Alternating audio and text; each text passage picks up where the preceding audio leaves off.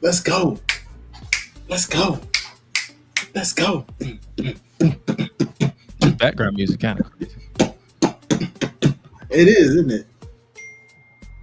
Hey. Text message. Boss, you've got a text message. I thought this girl was going to sleep. Why are you texting me?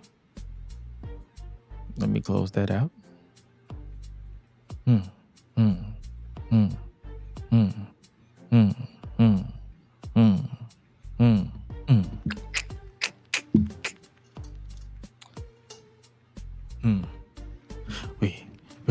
We live, baby. We live.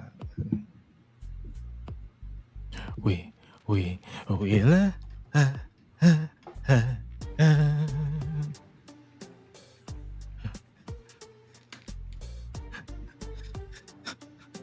We live, baby.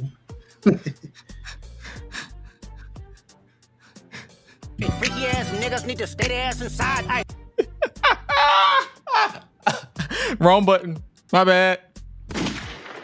It was perfect timing, I guess. It fits. It fits. I wouldn't even be mad if you hit it again. What up, Jermaine? What's happening? Niggas need to stay their ass inside. Y'all know how we do, brother. Welcome to the weirdo show. But we're the most sane weirdos ever. You know, and I would hope that they would know that. I mean, surely you guys know. Anyways, you know, we here. It's just the vibing. It's just the vibing. We just surviving. Hey, we just how your day been going, my brother? How your day been going, my brother? Minus the heat outside has been great. Let's talk about this heat because this heat is everywhere. This shit is hell. What is it? 95 out there? Sounds about right. I ain't gonna lie. Like I told my partner earlier, I'll take that dry 100 plus Vegas heat any day. Give me that high 100 desert dry heat over this. It's a lot smoother. This Texas heat, they got that. It has a tendency of you be in a cool area where you like you freezing, you cold, and you step outside, your palms immediately sweat because it feel like you're thawing out. You know how when you thaw out some frozen meat and it literally starts like it starts sweating basically. My palms are sweating every time I walk outside. That's how hot it is.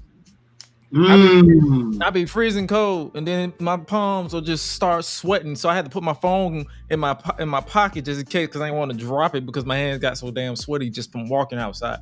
That's how hot it is. You start sweating in places you don't want to sweat. Like, bro, you think I want to walk outside and have sweat go down my back, down my legs? No. Oh man, I feel you, bro. I felt that Texas heat before, and trust you me, it is disrespectful. And you know, they might say it's global warming, but whatever. I think it's just the fact that when you're below the equator. I mean, this ain't the heat that we played outside in, I'll tell you that. That is true, my friend. That is true. However, this heat is slapping you in the face the moment you walk out the door. Yeah. And I'm seeing today's kids playing in it. So clearly, I'm just aging. It's okay. It is what it is, bro. It is. I'm just aging. That's what it is. Like this that heat. I'm like, I can't feel it. I'm not feeling it no more.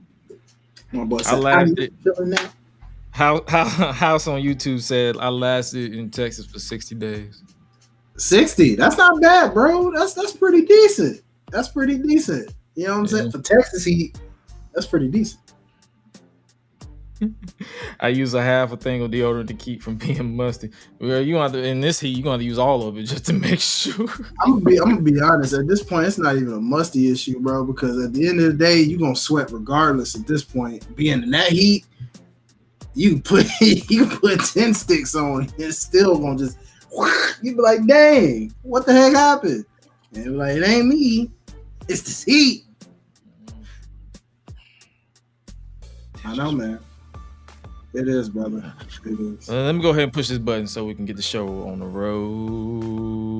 Let's do it. Yay. Oh, yeah. Ladies and gentlemen, stand to your feet and make noise for Gresh Unleashed! Let's go! When the club go around here, I'm a cactus. Bang, bang, gang, got an OU jack. When I'm in the ring, it's just me and my best friends. OC cutting no slack. Hollywood Miz, you can put me on the A-list. Gresh Unleashed, better put it on your playlist. Me and my fam be ballin' like the Bruce. Fight night, baby, hard hitting like Sheamus. Family first, yes, bloodline business. Winning all the gold, look at how they witness. I was taught to be the greatest. 1,000 days I'm running, check out the book of Guinness. Coolin' with the baddies in the baddie section. Guarantee you they ain't jaded. Yellow, you baby face, I ain't feeling your gimmick. The fans think it's overrated. Brock Lesnar on the beast. Eat, sleep, flex, and repeat. Whole new swag with a price on the tag. Coming live from the west to the east. Better recognize on the mouthpiece. See the power level gotta increase. Bringing content on a daily. Feeling like Gresh Unleashed. Greetings and salutations, ladies and gentlemen, boys and girls, non-binary pals, baby mamas, baby daddies, and everybody in between. Welcome back to the Gresh Unleashed podcast. This is episode 76 of the show that brings you heavy mischief weekly on a daily basis, every Tuesday night. Joining you as always is the voice that does the most, the purveyor of mischief, Gresh, and joining me as always is my main man, my right-hand man, my partner in them, Mr. Hi-Lite Real, the voice of the Unleashed Anthem, my man, rocking the new fit. What's good with you, my partner? Hey, what's up? What's up, everybody? It's your boy Hi-Lite Real in the building with my man, Mr. Gresh. What's up, my brother? What's up? You know, Gresh is back on the road doing his thing, but you know, always here to do our thing. But hey, man, I've been making it. I'm baked out of my mind, so whatever I say can and will be used against me. And sorry to disappoint. I don't care. Hey, you know, listen, brother. That's what we hear, and that's what we all about today. It's unleashed. Every week, really. Man. That's what they want. That's what they expect. You know what I'm saying? That's what they expect. But before we get too into the nitty-gritty, we got to pay our respects and condolences to the Anoa'i family, who unfortunately lost Sika Anoa'i of the Wild Samoans today. For those of you who don't know, that is the father of Roman Reigns.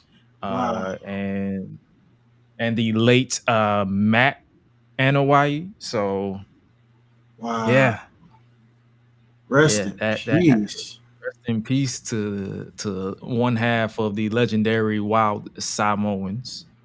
Just had to start out the show giving our condolences to the family. Roman Reigns actually dropped a tweet in response to the outpouring love and support towards Mr. Anoa'i.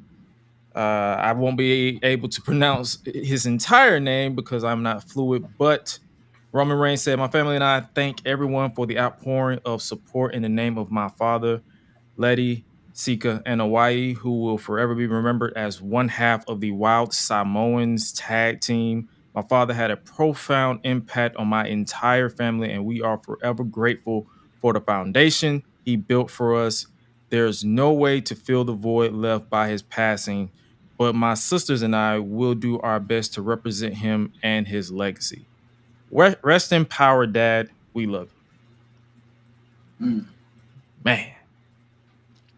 Wow. And also sending our condolences to the family of Pat McAfee because his wife lost her father yesterday. So gotta send our love over here from the Freepedia Boys Gresh Unleashed podcast. Gotta send our love out to everybody. Hug on your loved ones, man. Show them love, laugh with them, because you never know. You never know. Nah, I can agree. I'm too young for too young for the Wild Samoans. Do you got any memories of the Wild Samoans that you think of? I may be older than you, but not that much, brother. I definitely, that's before my time too, brother. I have not really. I kind of knew of them, but like I didn't really grow up in that time frame when they were doing their thing. But from clips and some throwback footages that I've seen, compliments of Peacock and soon to be Netflix. Yeah, man. Shout out to the family, man. I already know people got their thoughts on the bloodline right now. I mean, one thing about this fam, they run deep, but anytime they lose one, it's always something, especially in this case, because this is like one of the OGs, that the original of the bloodline, if you will. You know what I'm saying? So definitely love, thoughts, prayers, and definitely going to go back into the archives and watch some of the Wild Samoans' matches. And, rest in peace to the fam. Yes, sir. Now's the time for us to chop it up with the fam, try to uplift the spirits and all that stuff.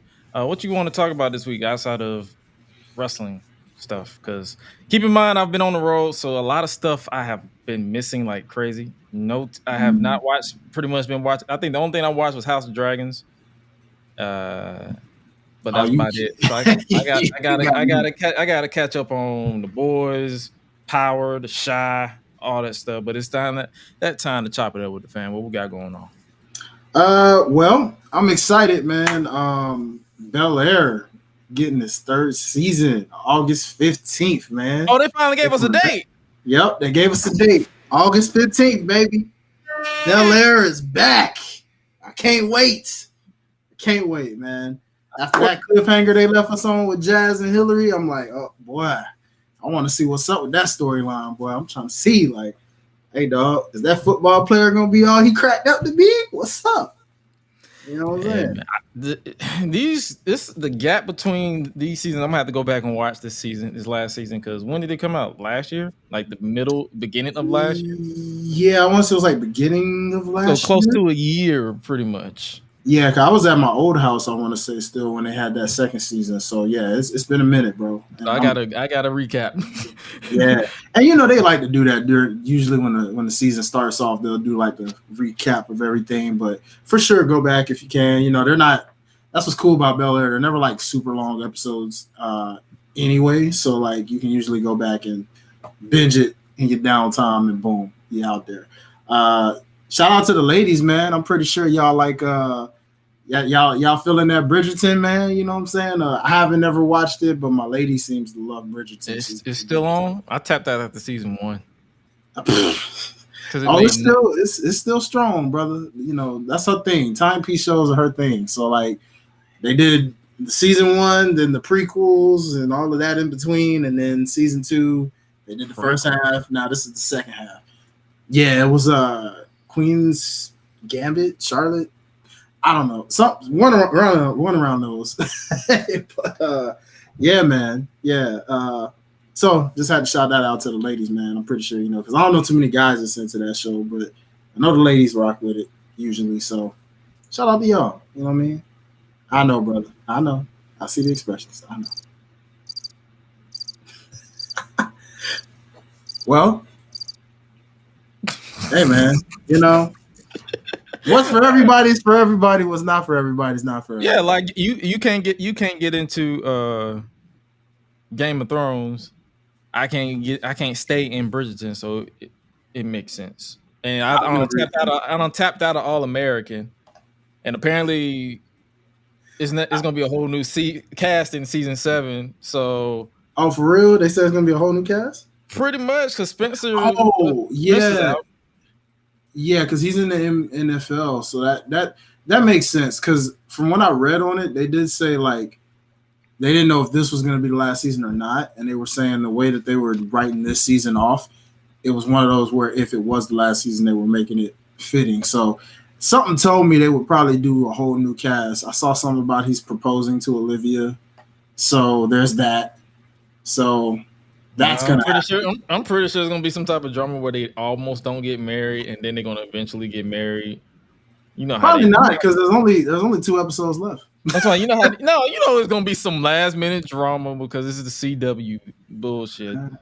Well, no, you'll be happy to know they've actually stayed consistent with the relationships this season. Like nobody. It took them 6 seasons to get this right. Yeah, like Spencer, like they teased some things like with Jordan and Layla. They kind of teased as if because Layla's her trauma was kind of jeopardizing some things at first. Yeah. And she had to really go to therapy for real about that. And so there was a point in time where it got a little rocky with Jordan and Layla. Like it made it seem like they were gonna not necessarily separate, but just slow down on things. But they're still on with their wedding. They're still going to do it. Jordan kind of had some second thoughts, wondering like, I never even talked to her about if they want kids or not. They're gonna do all that. So like, looks like they're still on track. The only relationship that you'll be like, dang, they finally got that together is Patience and Coop. They finally came back around, man. They finally came back around. It took a long time. A lot of dibble and dabble, but they finally. That was just drama for the sake of drama because it was like we have nothing else to do with Coop. Mm-hmm. Well, Coop. She's a lawyer. You know what I'm saying? So she's doing like legality things. Oh, so the rap career didn't work out for her. No, she retired from that after that. Remember, she got shot, and that kind of compromised that. So she never. There was one episode where she I think it was when Patience was battling the PTSD from the psycho fan that stabbed her. She wasn't ready to be back on stage, and she was at some event because Layla has a restaurant, and so like she I know that didn't make sense either. I don't know how getting stabbed really keeps you from rapping, but apparently it was just I don't know. It was unless it was probably had something to do with her breath control, like. Did she get? It was like near her. Yeah, you see the scar like right on her stomach. It probably was that, like when you got PTSD, but also it does mess with your breath control too. It probably Who knows? They never really fully explained it. They just kind of said for you. They don't explain nothing, And it was just like, well, okay, but Coop did kind of rap one song, which also was like. Coop, I thought you couldn't rap no more though, but she did she was filling in for Patience and rapped a song. So, but that's been the end of that. She's been sticking with, being a lawyer. So, that being said, this season is going to be very interesting, and I'm not surprised that they're kind of remolding. There was one Ash. He's in an interesting situation. They did I didn't tell you about that.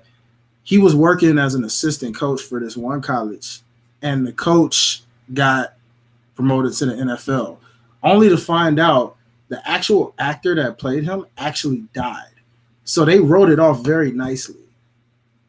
I didn't know that until I looked and I thought about it. I was like, he did look kind of sickly when I saw him because he lost a lot of weight. Mm-hmm. And that coach did look kind of, so props to actors who can do that. You know what I'm saying? It made me think of Chadwick Boseman. I'm like, yo, shout out to actors who, even when they're just on practically like super obviously sick, the fact that they still act and give their all literally until it's time for them to pass away. Man, I commend them for that, bro. That's crazy. Like as a rapper, that's something I'd probably do. You know what I'm saying? Like if I knew my time was coming up, you probably wouldn't even know it. Like you may see it, but you wouldn't even know it. You know Dude, your passion. If it's your passion, you're not gonna stop unless your body just say, "I can't go no more." Facts, big facts, bro. But yeah, man, that's about it as far as like non-wrestling. Other than we're getting closer and closer to football season, brother. We are almost there. The summer is flying on by. Literally, June just showed up and said, "What's up?" And then it's already about to be 4th of July next week. Yeah, I'm like, dang. Yeah, bro. All Americans is a scripted show on the CW, which is the home of NXT. Start October 1st. So, yeah, and that'll be here before you know it too, y'all. So get ready. It's like we got CW and we got Netflix. Which, by the way, the fact that they already have ads right now kind of pisses me off. You gotta pay more for the less ads. I don't want ads, period, on Netflix, bro. Why? Out of all these, listen, I understand it. when it comes to Paramount. I understand it when it comes to Amazon. At this point, y'all, let's just stop playing. It's cable, all right? It's cable at this point. It is cable, all right? Everything is cable at this point. So you might as well stick with cable because it's pretty much cable. At least cable comes with internet these days, all right? If you think about it, that's really where we at right now because prices then went up. You got ads. I mean, like, what else do you need, bro? Now WWE's coming there. You got other. You already know that's gonna go up. Yeah, the NBA's coming to freaking Amazon Prime. They already had the NFL with Thursday games. Great. That's what I said. Everything's coming to these streaming sites now. So I'm like, what's the point? I don't get it. More money. Great. Exactly, brother. Exactly. I hate it here. I know, man. But you know me, bro. I got to do this. I guess it's a good transition before we get into some wrestling talk. I got to show my love and appreciation for a certain somebody that I found out is it looks like the contract's coming up and they're getting ready to leave the WWE. I'm gonna show appreciation to one of my personal favorite on-air personalities, Miss Kayla Braxton. Kayla. Hey, yeah, Kayla. Man. Kayla Braxton, yo, that hurt to find that out, man. I mean, but at the same time, I am not surprised because I didn't realize till I was looking at. I think it was What Culture. I want to say I was looking at, and I didn't think about it till they mentioned it. But they hadn't been utilizing her as much. They have been pushing Jackie Redmond and Kathy Kelly a lot more lately, and that kind of made me feel some type of way a little bit because I'm like, yo, that girl was like Renee Young after Renee Young. She was doing her thing, bro. Y'all had her on the bump. Y'all had her on like backstage interviews. Y'all had her everywhere. That girl was working hard. I don't know what happened. Not to mention the comedy she has with Paul Heyman too. You know what I'm saying? Like their comedic on-screen chemistry was always on par. But I don't know, man. Word on the street is they claim that AEW might have talked to her, but there's two different reports on that. So it's like, and she kind of killed that. Literally, she said, "If I wanted to stick to wrestling, why would I leave the biggest wrestling company to go work somewhere else?" But you know, sometimes people say that as a cover up too, though.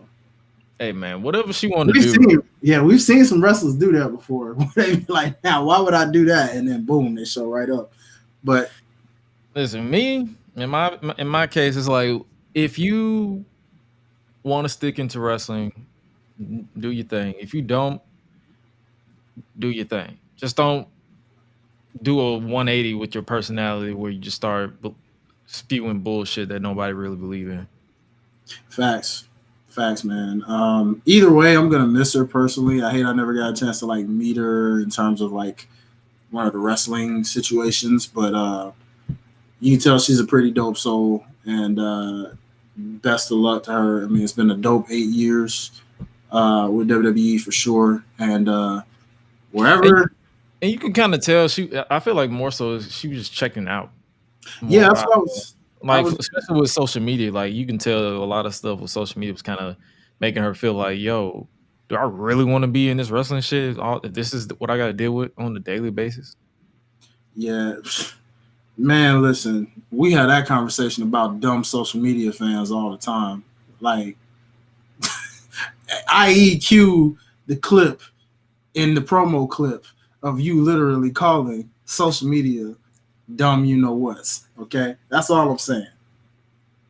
Dumbass niggas? It proves your point. It proves your point, sir. It proves your point. All I'm saying is, yeah. They are dumb. They are dumb.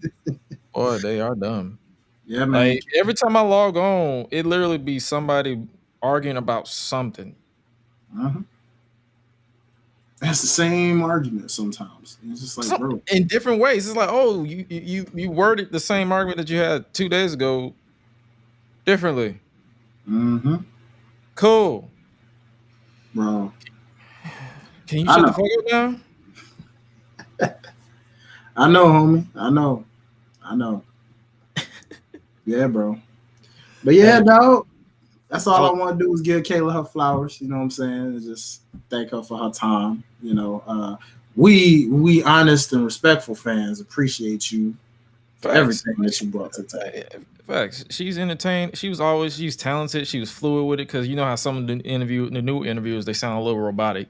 I'm just gonna call a spade a spade. She was fluid with it, so it was a breath of fresh air.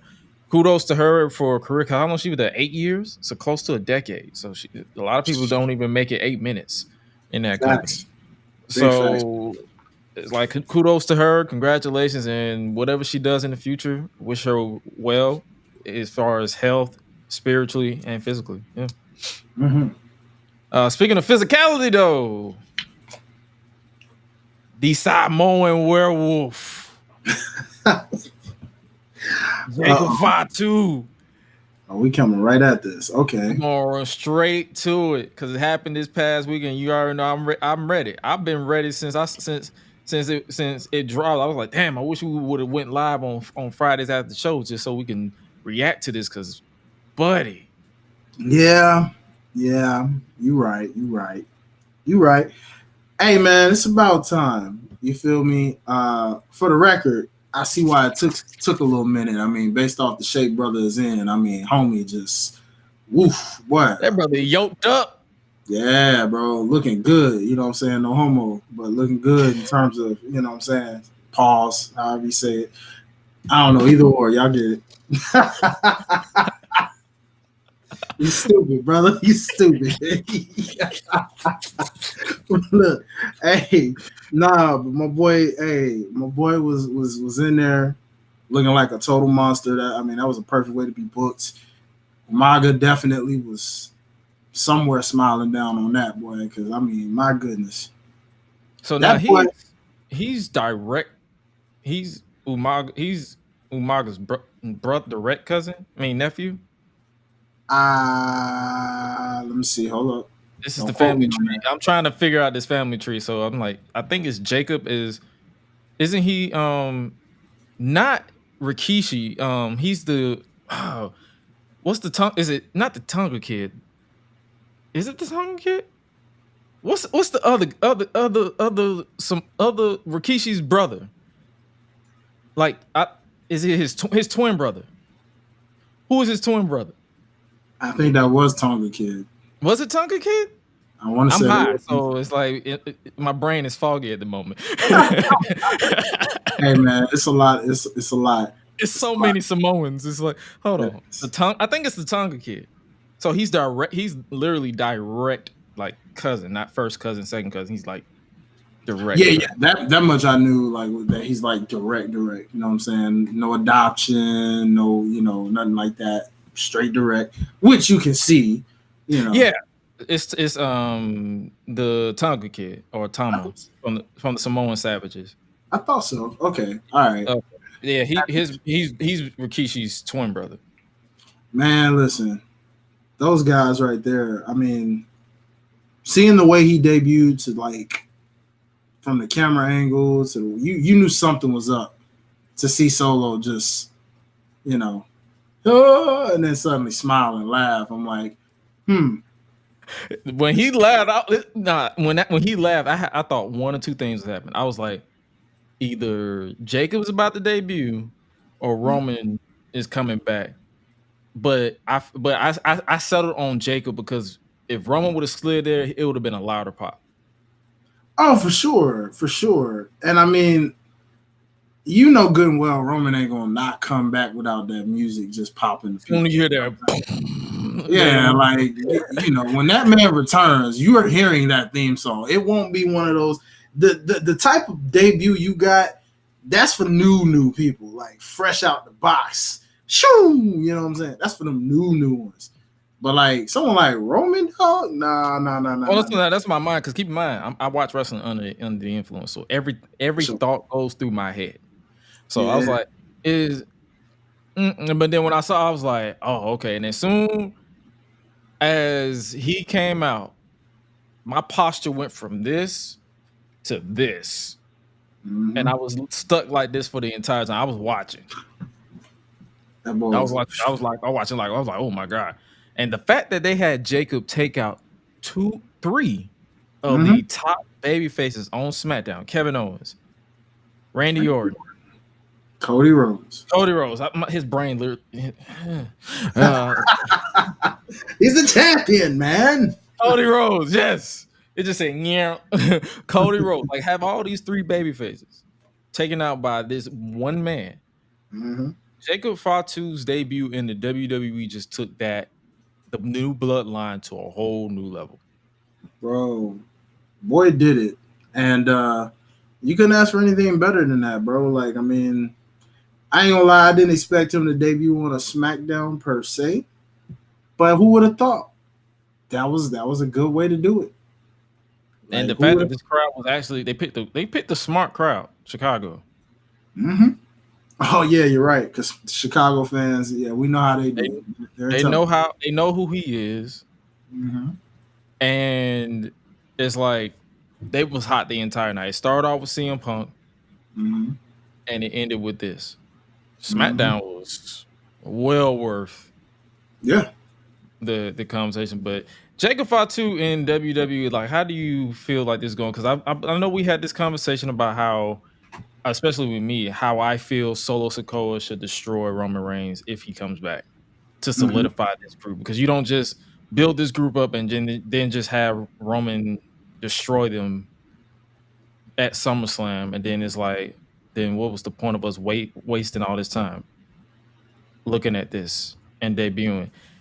Like, I know, like I said, like that real, the clips that I've been putting on social media is still going strong with the interactions to this day, and everybody, some people agree with me, some people are disagreeing with me, but I will stand by my decision and say Roman Reigns needs to be destroyed, because the fact that for 4 years, Roman Reigns has literally disrespected, gaslit, and slapped around his own family.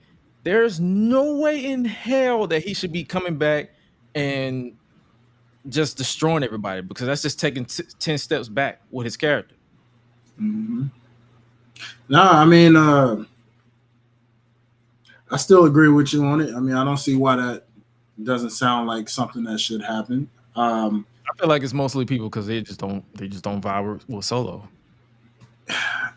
You know, and it's funny because it wasn't that long ago. I was actually looking back at some of the WWE playlists, and I looked at I believe it was the Bloodline's infamous brawls, and it was right at the one when they did the first Bloodline Civil War with the Usos and Solo and Roman. And when the Usos came out, no, they remember they had lost the titles by that point. I'm talking about when they chant his name though. Solo, yeah. They chanted his name. They was like, yo, when you lose, you're not gonna be tribal chief no more. And even though he tripping, he got my vote. And they all looked at Solo, and then the crowd just started chanting for Solo. And that, to me, it was just hilarious because I'm like, you fickle fans have done it again. How you gonna sit there and chant for Solo? You were waiting and ready. I'm about to say, but to be fair, that was an international crowd. They actually love everything, including Solo. International? That was London. Yeah, all right. Fair. Well, no, I can't even give you that though, because if they was in London right now, they'd be booing just like everybody else is booing. Oh, of course. We want Roman. But you was just chanting Solo not even a year ago. Honestly, I think more so, and this is more so what I need to pay attention to. I feel like it's more so on. I need to, like, this is going forward. I'm literally ignoring social media. I'm posting clips and I'm getting off.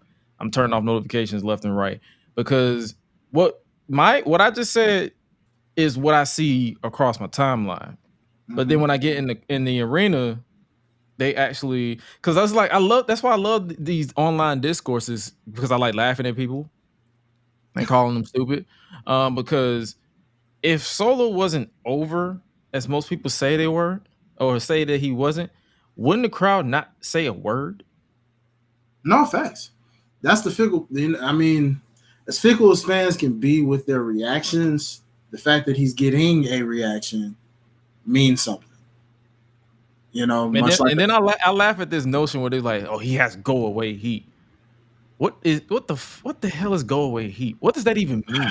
They tried to say the same thing about Baron Corbin at one point in time, and I'm like, bro, just admit that you loved to hate him.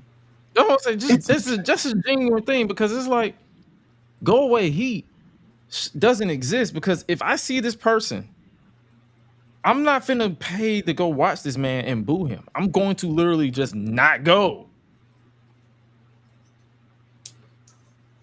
That's true. I guess any pushback to that would be, you're not necessarily paying for that individual. You're paying for the other individuals. No, I'm talking about the people. I'm talking about the people who actually admit, like, I'm just going. It's like I'm going to, like, they give their attention to that. Because if that person, if you don't like that person that much, you don't have to say nothing. You could just literally walk out. I mean, that is, you are right about that. Because in the divas era, y'all ninjas had no problem. They still do it now. Let's just keep the spade a spade. They still walk out now during the women's matches if it's not in NXT. Do they? Bro, we was I said, bro, we was at like 2 arenas. WrestleMania and SummerSlam. They was walking the fuck out. That was Shayna and Ronda. They did that for, but they didn't do that for the other women's match from that night, which was Bianca, Io, and them. They didn't do that in the triple threat. Some of them did, not all of them. It wasn't like that's what I'm saying.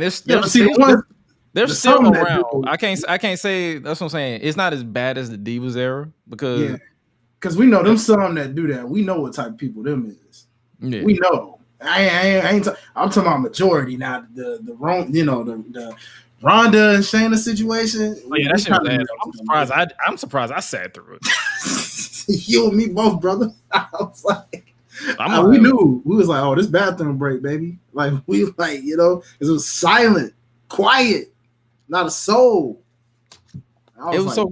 It was so silent and quiet. The crickets even went to sleep. Like that's how quiet it was. Like you could hear a pin drop, but then the pin would forget to make a noise. That's how quiet it was. No, that's a fact. So, I mean, point being, let's take a situation like, I guess go away heat would be like what Ronda had in her final year.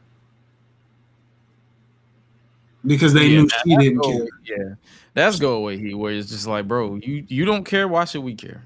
Yeah, like that would be what, to answer with the pushback of the question you said about what is go away heat, it would be similar to like what that was. Like, go away heat is also, for example, WrestleMania 20 with Goldberg and Brock Lesnar's match. That was go away heat because they knew both of you ninjas is leaving. And neither one of you ninjas really we care for in this moment anyway. So we're just going to troll the entire match. You know what I'm saying? That's what they did. And then they booed you to oblivion even when the match finished. So and even then, when you look back at that match, the match was even terrible. Regardless, it was like it's a terrible match.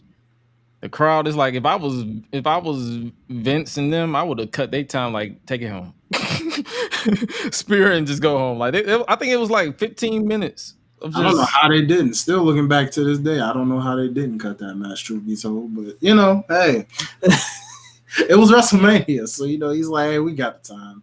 Let them do what they do. It's okay. But yeah, Solo, it's like Solo and the Bloodline.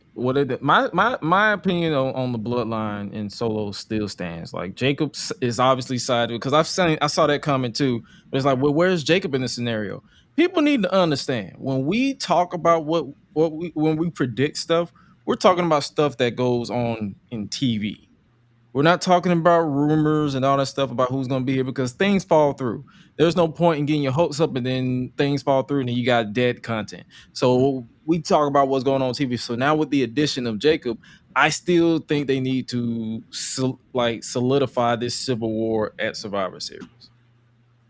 Yeah, no, I mean, Survivor Series, obviously, it's a big four. It's a good closer, season finale type of vibe before you get to kicking it into gear with, Mania season and Royal Rumble season. Yeah, for sure, because they don't do holiday pay-per-views no more. So, and talking about like December is pretty much just vibes. So I mean, honestly, if I were you, like in agreement, that is a perfect season finale for this year. Bloodline Civil War Part 2 only this time with a deeper amount of fellow Bloodline members. Featuring the Tongans. I just wonder, you think even with how over Jay is, let me ask you this then. Say Jay wins Money in the Bank. Mm-hmm. Do you see a situation where he would just be borrowed by SmackDown's GM? Nick Aldis is like, hey, I work a deal out with Adam Pearce and I'm going to bring you over. Or just because Roman's Roman, he's just like, hey, look, I need you over here. In some way, shape, or fact. I mean, you're my right-hand man. You're still my right-hand man. I'm proud of you. You've ascended. You're Money in the Bank. You're soon to be champion at some point. Like Roman still got to apologize. Like really apologize, this man. If I was honestly, that's what I mean. Like a lot of people don't have patience for the story. They want stuff right here and now. I'm saying when I tell, because people literally assume when I said destroy Roman Reigns that I'm like pin him 1, 2, 3. Non-finishes exist in WWE. They do it on pay-per-views. It doesn't matter. Mm-hmm. Roman Reigns needs to be destroyed, and he needs to spend at least, because if he gets destroyed around SummerSlam, he needs to spend the next 2 to 3 months trying to get that trust back with the Usos. That makes sense. I can see that. That's what I'm saying. Like people assume like, oh, we're gonna have Roman return and immediately destroy the new bloodline. Then that's literally wasting everybody's time for getting invested in this. Because I'm not gonna hold y'all. I like this version of Solo. Like I know I joke about him looking like the Weeknd's cousin Midday, but I'm talking about it's like he is literally toppling and trying to conquer the Roman Empire. Yeah. And he's assembled literally everybody that's been there, because let's be real, we popped for motherfucking Tama. Mm-hmm.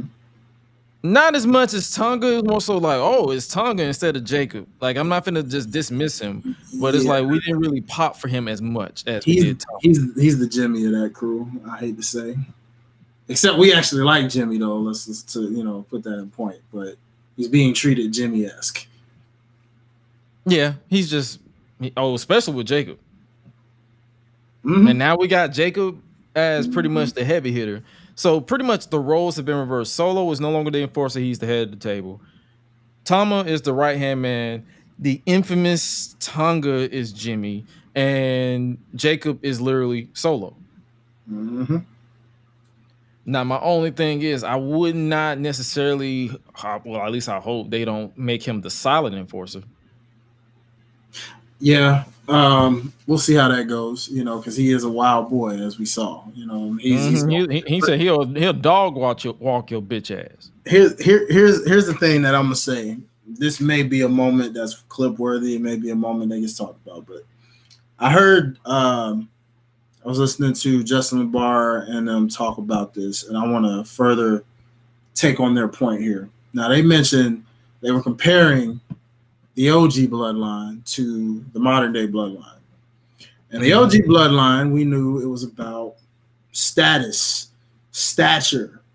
Roman's the head of the table. I'm bringing in the bread to the family. I have to be champion. I have to be the guy. I have to be these things so that it elevates the rest of the family and it puts food on your table and your table. Meanwhile, in the process of doing that, I'm going to elevate all of my family, meaning, hey, you, Usos, I'm going to elevate y'all. Y'all going to go get these tag team championships. What do? They go get those tag team championships. Roman gets a second title. I got 2 titles. It don't make sense for y'all to just have one. I need y'all to go and unify these things and go get the other titles. What do? They go get the other titles. Okay? Solo comes into the mix for a brief moment until they, decided to yank that from him.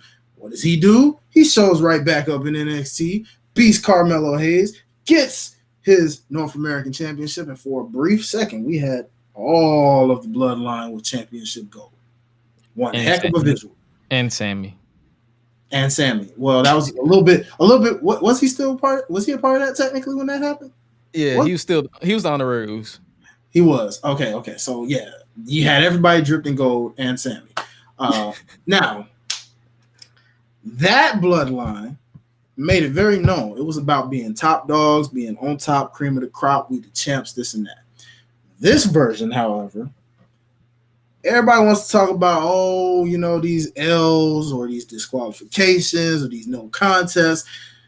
Have you ever seen them, when you listen, keep in mind, commentary and Paul Heyman continually put into your membrane, these guys do not care. They are killers. They are going to this. Now, some of y'all are saying, well, that should translate into them getting some wins. No, because in this case, when you're a killer, it don't matter if you win or lose. You're like, I may go down, but Negro, I'm going to be the last one standing. You, on the other hand, you going to get this beat down in some way, shape, or fashion. Now, there are some weeks, sure, the baby faces get the upper hand a bit, chase them off a little bit. Typical wrestling, that's what happens. But now with Jacob in here, that's going to turn up times 10 or 20 where they really ain't going to give no cares. And don't let Hikuleo get up in here too now, because you still got him lingering around there somewhere too. So if he gets into this mix somehow, now that's another one into this family that is going to wreak havoc all across the locker rooms. Okay? All right, at some point, Roman going to have to really deep dig into the arc that is his cousins. Exactly. Even his side, because if Hikuleo joins that side, damn. But see, think about that, because you heard as soon as Jacob came out, what's the first thing you heard them say on commentary? Solo, my God, what have you done? Solo, what have you done? It is the point proven. These guys are true killers, each and every last one of them, with the exception of maybe Tonga, because it was just more of a oh my God moment. But eventually they kind of worked that in as if, oh my God, like he'll kill by association. Yeah, he'll kill by association. But at the end of the day, these guys is a whole different bloodline. This bloodline don't care about championships and being the head of the table. Like Solo may say he's the head of the table, and he mean that jump. But he ain't the head of the table, like as in I'm trying to get championships. I'm head of the table as in I'm trying to wreak havoc and own this brand. Hence why he keeps saying to people like CM Punk, I don't want them chanting your name. I don't like that. No. They need to be chanting Solo. They need to be chanting this. Every city, they need to be chanting this. He's coming for the throne in different ways than what a Roman was. Roman's just like, hey, I'm that guy and I'm the guy and I've been the guy and you can't be in my shoes if you wanted to. So just keep that in mind when it comes to these bloodlines, okay? Of course, this one's different. This is a killer first type of bloodline. It's not a championships-oriented type bloodline. What did I say? Or I said Roman was calculating and brutal. Solo is not calculating. He just wants blood. Point blank. That's why he's wearing red, like the midday. He is out for blood. And that's what's going to make the story 10 times And it's deeper. like, if you would take your, and what cracks me up about this is they say, oh, Solo isn't ready, this, that, and the third. And I'm like, the people who are saying he isn't ready never laced the bare boots, never took a bump. What do you consider ready? If he's getting a reaction and he can actually hold his own in the ring, what do you consider ready? Tell him, brother. What do you? What is ready? Because what is ready? It's to that point where you're not an expert. You just learn some insider terms that nobody in the actual industry uses, and then be like, just because your favorite didn't win or your favorite getting destroyed, oh, he sucked. Anybody but him. So Jacob outshines Solo. Ain't that the fucking point? Everybody's supposed to outshine. Everybody's supposed to shine. Because let's keep it a buck. When Roman and Jay was still tight, it was a few times where Jay outshined Roman in certain segments. That's the point. You're supposed to elevate everybody. But you want Jacob to come in and immediately be just in the background? That's the point. He's the killer.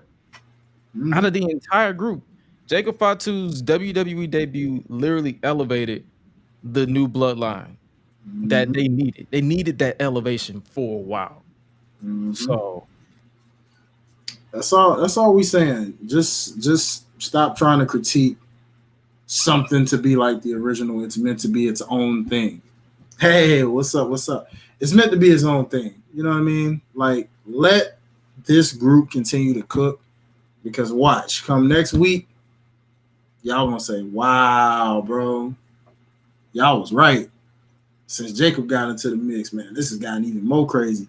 But we were saying this even before Jacob got in the mix. Mm-hmm. We were just waiting. We didn't even include Jacob in the predictions and stuff. We just say, yo, this is what we see right now. It's going to come down to it with Roman on one side and Solo on the other, and it's going to be a bloodline civil war, an in-depth bloodline civil war. I feel like the reason why we got the civil war with the Usos, that was chapter 1 civil war, just to let you know that there's cracks within this supposedly untouchable foundation because of Roman. So now it's going to be a civil war because of Roman's own creation backfiring on him. Because I feel like it's gonna come down to this. The way that they're setting it up, because Solo is pretty much forcing Paul to be there. They're pretty much going to set up to where either the new bloodline loses and they get fed up with Paul, or they're just going to be like, you know what, we won, we don't need Paul, and they tease attacking Paul, and then you hear the and then Roman comes back from that. It's a waiting game, but hey, man. I'm gonna put it to you this way, brother, in Marvel's terms. Okay, what you just said about Chapter 1, that Civil War was the Captain America Civil War. Okay, this one is Infinity War, which will lead into Endgame, which will then set you up for the eventual Secret Wars. Okay, so just bear with me when I say, trust me, these wars are just getting started. Now, with everybody predict fantasy booking, what's your thoughts of Sammy getting involved? Man, you took the words right out of my mouth, brother. I was just about to ask you about the same thing, because I heard people say, like, man, you got to have Sammy when Roman comes back. He's got to get in there. And I'm like, why? I mean, they did somewhat semi-adopt him a bit. But he betrayed them. He did do. He did do that.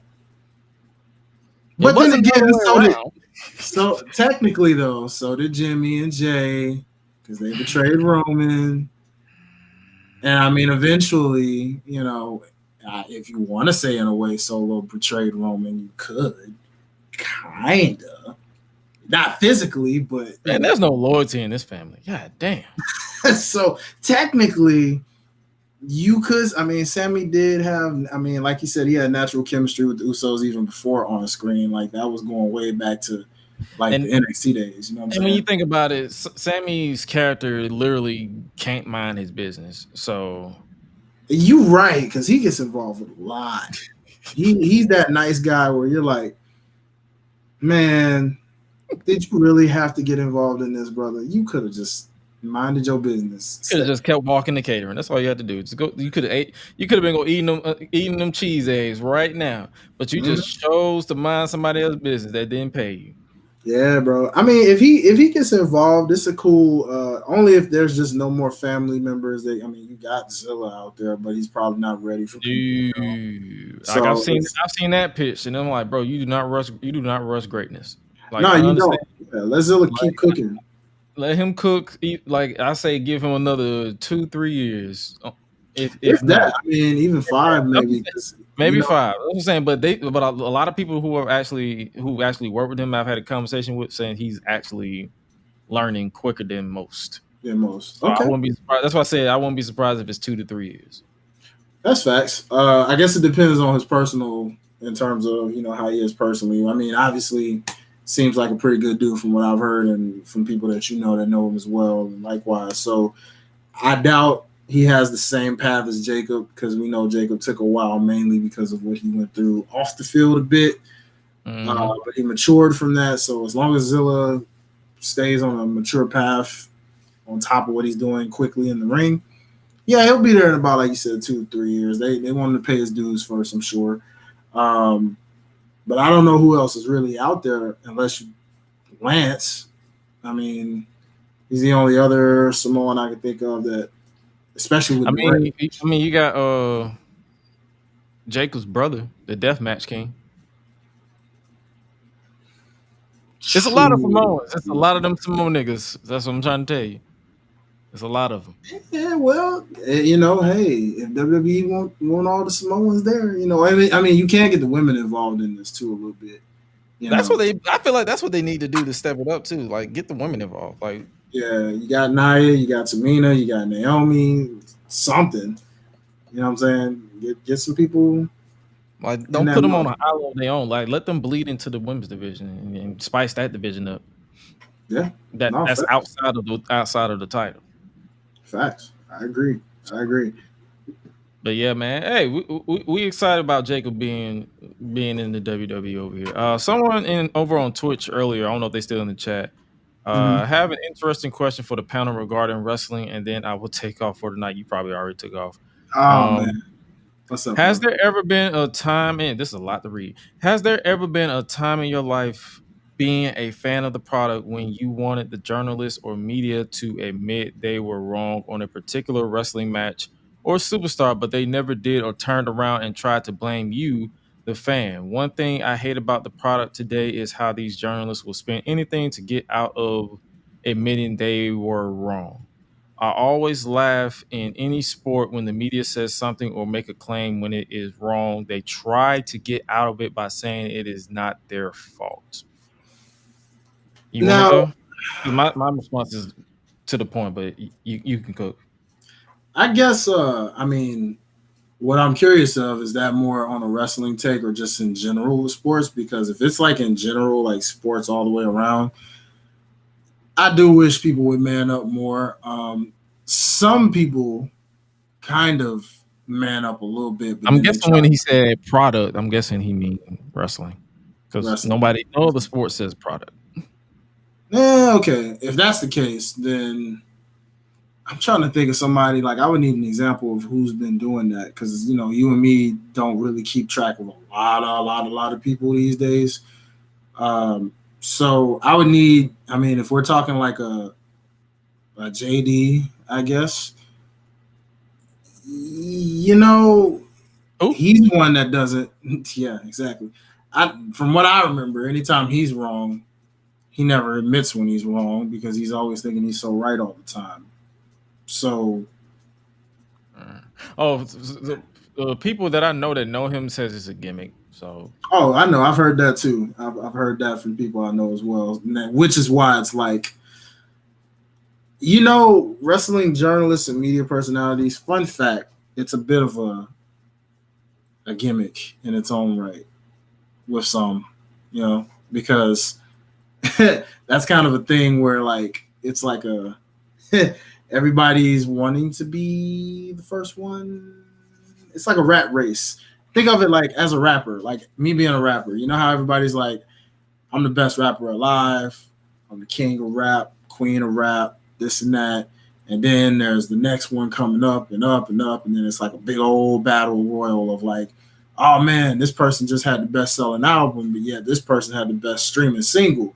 Yet this person had this and that. That person's the first person to ever do this.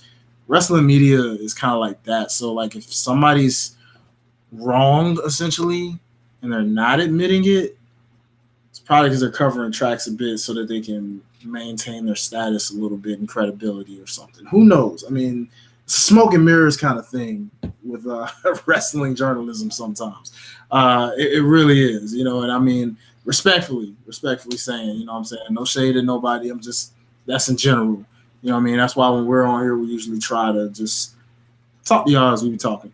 You know, perfect example, Meltzer. Guys like that, someone who's been in the game way too long, and by this point, it's like, born.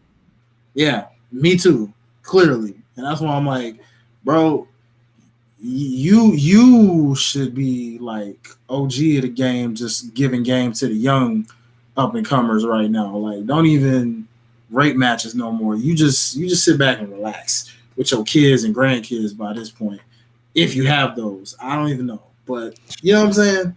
Like, it's just yeah, bro. Like, let's stop. You know, if they are wrong, Just be wrong. It's I just let okay. them be. Honestly, I let them be wrong. I just be like, Yeah, okay. if they're wrong, they're wrong. They're right, they're right. It was like tally up one for you. Good call. You know, hey, we don't always get everything right that we say. And if it was wrong, we were like, okay, we were wrong. And we laugh about it and go on to the next subject. Wrestling is an opinionated sport. It's up to you as the consumer too. It's like you either rock with someone else, you either agree with somebody, or you can agree to disagree, or you can be like, I respectfully disagree and give your opinion. The moment you start getting disrespectful, start like you calling someone stupid or idiotic or whatever modern terms that y'all come up with to call somebody dumb, then you lose people as pretty much the conversation just is dead at that point. Like I'm the type of guy, the moment I said this on all shit, here we go again. I said this again. Like the moment fuck you or anything disrespectful comes from your mouth, all gloves are off, or you catch me on a bad day and I just block you. Mm-hmm. That's just how it is. And when it comes to the journalists and all that stuff, I don't let it get to me at all because I truly, surely, 100%, without a doubt, unequivocally, unapologetically, don't give a fuck. It's if it's not on my TV, I don't react.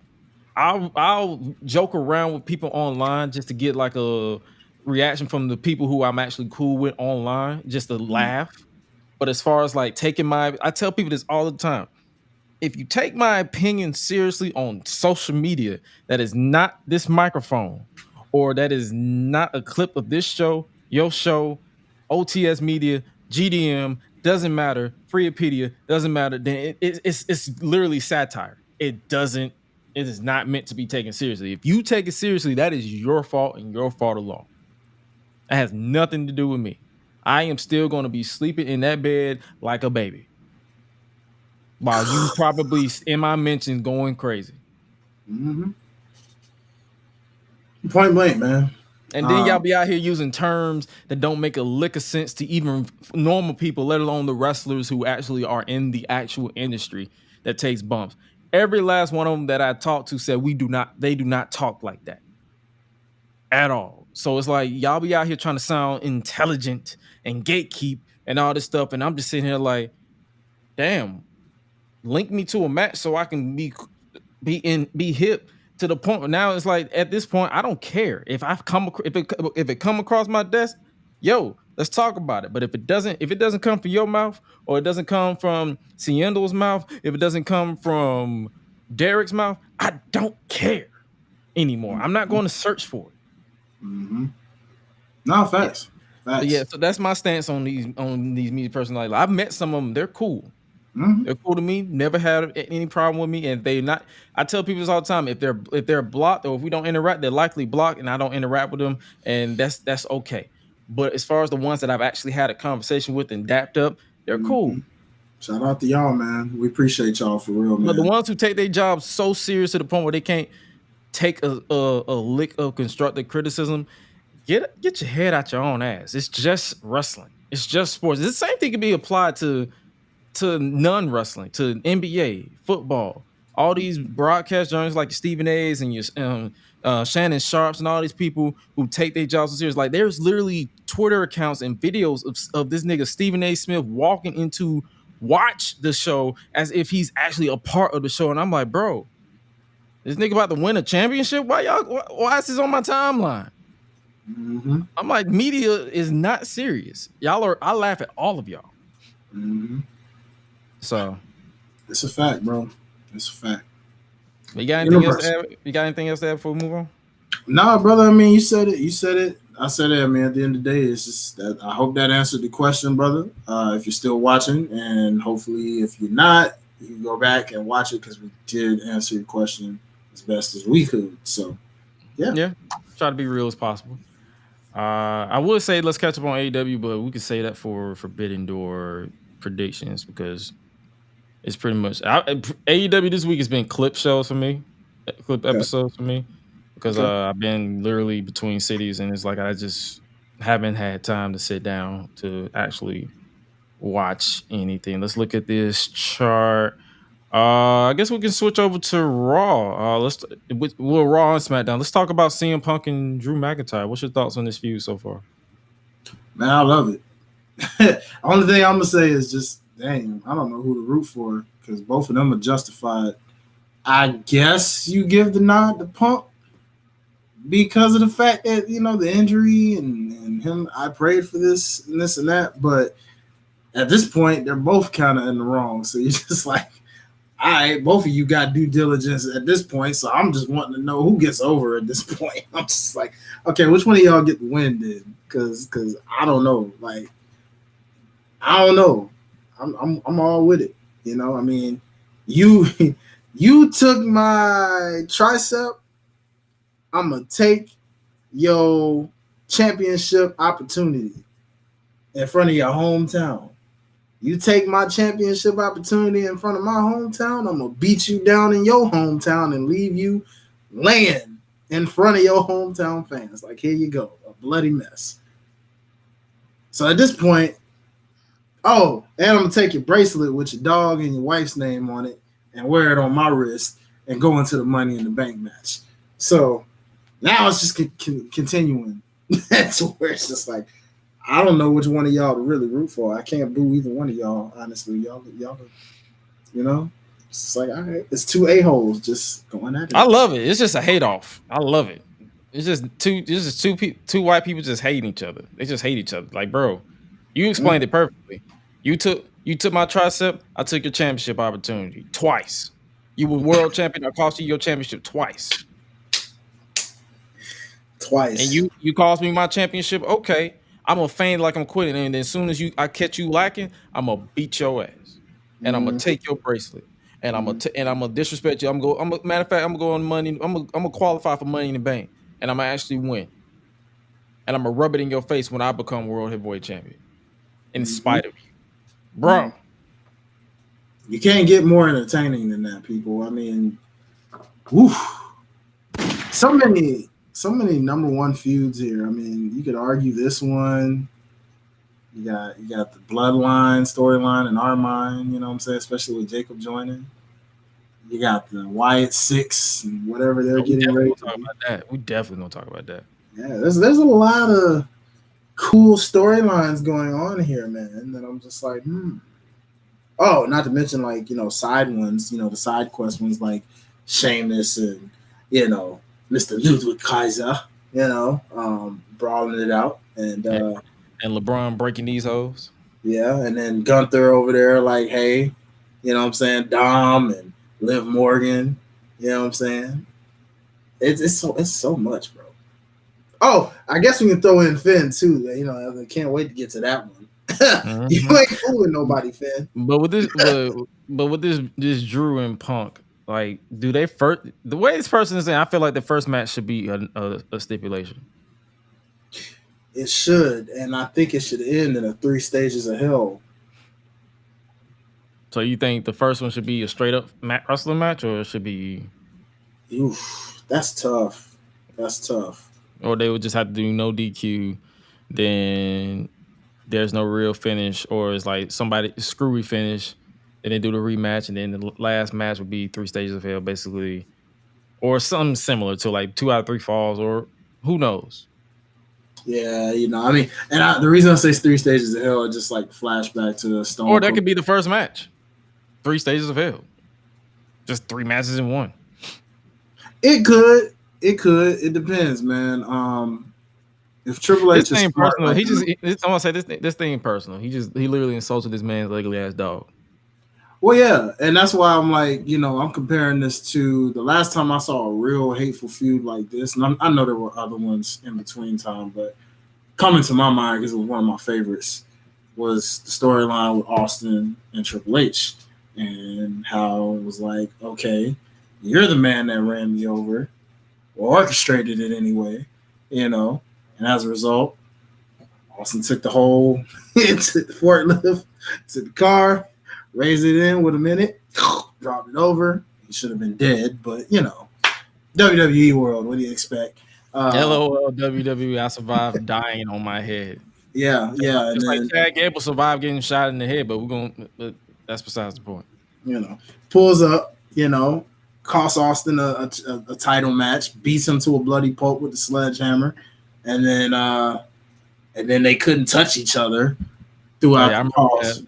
I remember that. So they were stunning each other's close person, like Stone Cold stunned Stephanie McMahon, and Triple H said, "I'm gonna stun his best friend." Like, bro, you can't go after the wife, like a wife for a wife type thing. No, I'm gonna go for the best friend.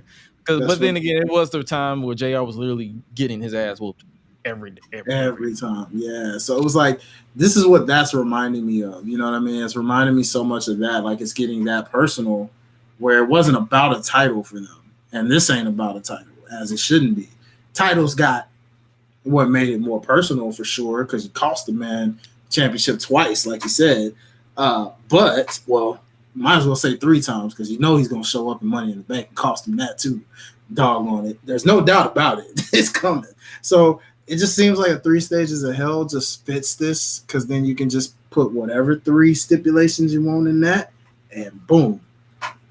End it with a cage match, end it with a Hell in a Cell if you want. I don't know. Whatever you want to do. Singles match, street fight, whatever. You know what I'm saying? Because they haven't really done anything since that Austin Triple H feud, where it was something that, because that ended their feud. You know what I mean? It was like, after all that.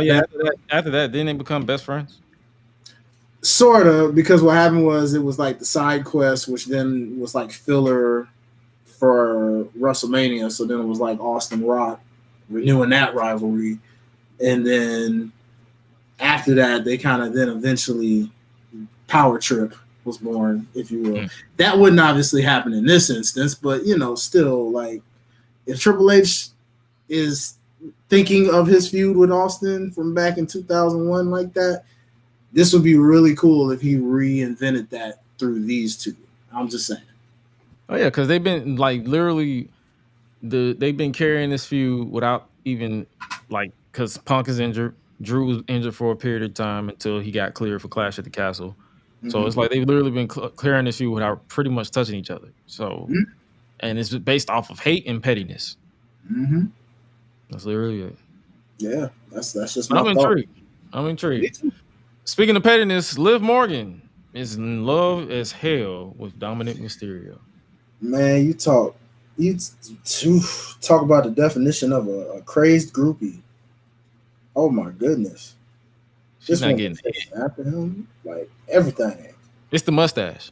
I'm glad you screenshotted that picture, because that moment had me laughing. I said, "Oh no, Dom, ain't no point. Rhea still see you, brother. It's okay. You still caught in 4K, brother. You can put your hands up all you want. She gonna get your ass. You done, bro." My God. See, listen, man. Dom is a different beast than me, because I would have folded it week 1. Rhea would just have to understand. We give him credit for the fact he has done that. But then there's the side character in this that is like, so Dom's just a distraction. It ain't even really you, is it? It's Finn, huh? You ain't slick, brother. We saw you grab that room key, talking about I was trying to protect Dom. Yeah, freaking right. Yeah, right. We know you and Liv got something going on, and you trying to cover that up. Then you in there playing some 2K, of course, on PS5, of course. And what happens? Oh, she walks out. Hey, Damien. Bye, Damien. What? I hope that you ended this.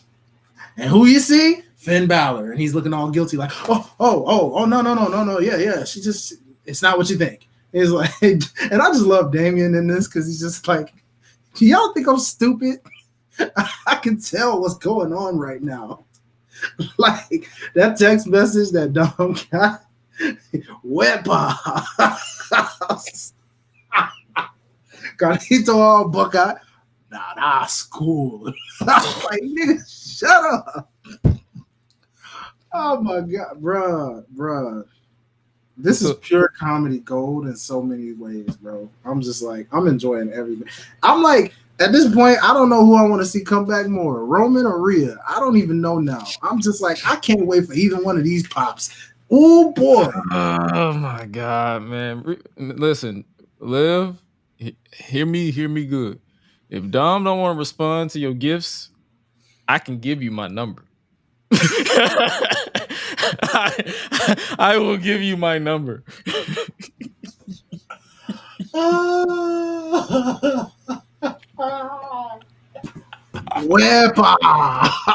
Weapon. Give me the weapon. Oh, I got the juice. bruh. Oh my God. You know, Liv is Miss Hakatui, whatever that is. Miss Hakatui. hey man, you know. Oh, can we give it to the real MVP though? Hey, Zelina Vega was cooking on that mic, boy. Sloppy seconds? Oh my And the fact that the crowd chanted sloppy seconds. As soon as she walked in, sloppy Dirty seconds. Dirty D. I was like, I said, man. I was like, bro, hey, this is why I say y'all need to give Zelina more opportunities, brother. This is what I'm talking about right here. She can do this on a weekly basis if you give her them. She put on Twitter because someone had put like what they turned it into the meme with them looking at the phone, reacting to the phone. They said, "What did Liv send Dom? Wrong answers only." And she responded with 2 Liv 1 cup, whatever that means. Oh, yeah. Yeah, that ain't good, bro. That's an inside female joke right there. I can feel it. I can feel it, brother. And Siendo, if you there, I need you to like let us know what that probably means. I feel like that's a female insider, low key. If we don't get it, I feel like it just screams it. I can be wrong though. I can be wrong. Because in my mind, in my canon, 2 Livs 1 cup. She did mention something about begging though. She did say if I wanted to hear from you, I'd throw a quarter into the begging bowl. But I mean, 2 Livs 1 cup. It's only 1 or 2 things.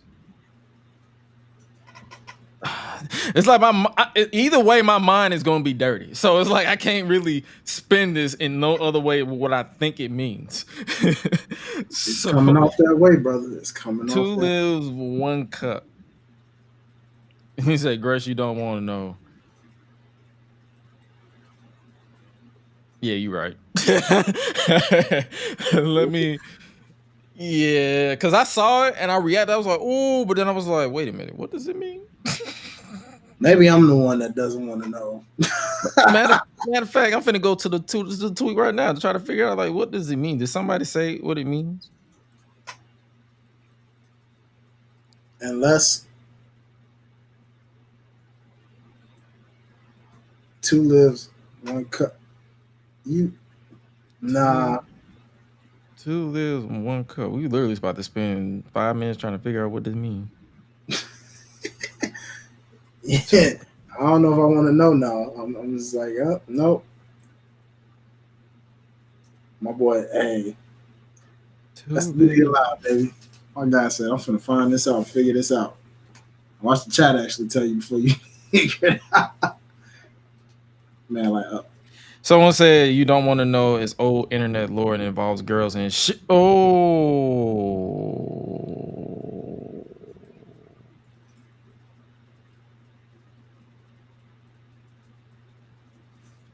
See? I guess it was true. You don't want to know.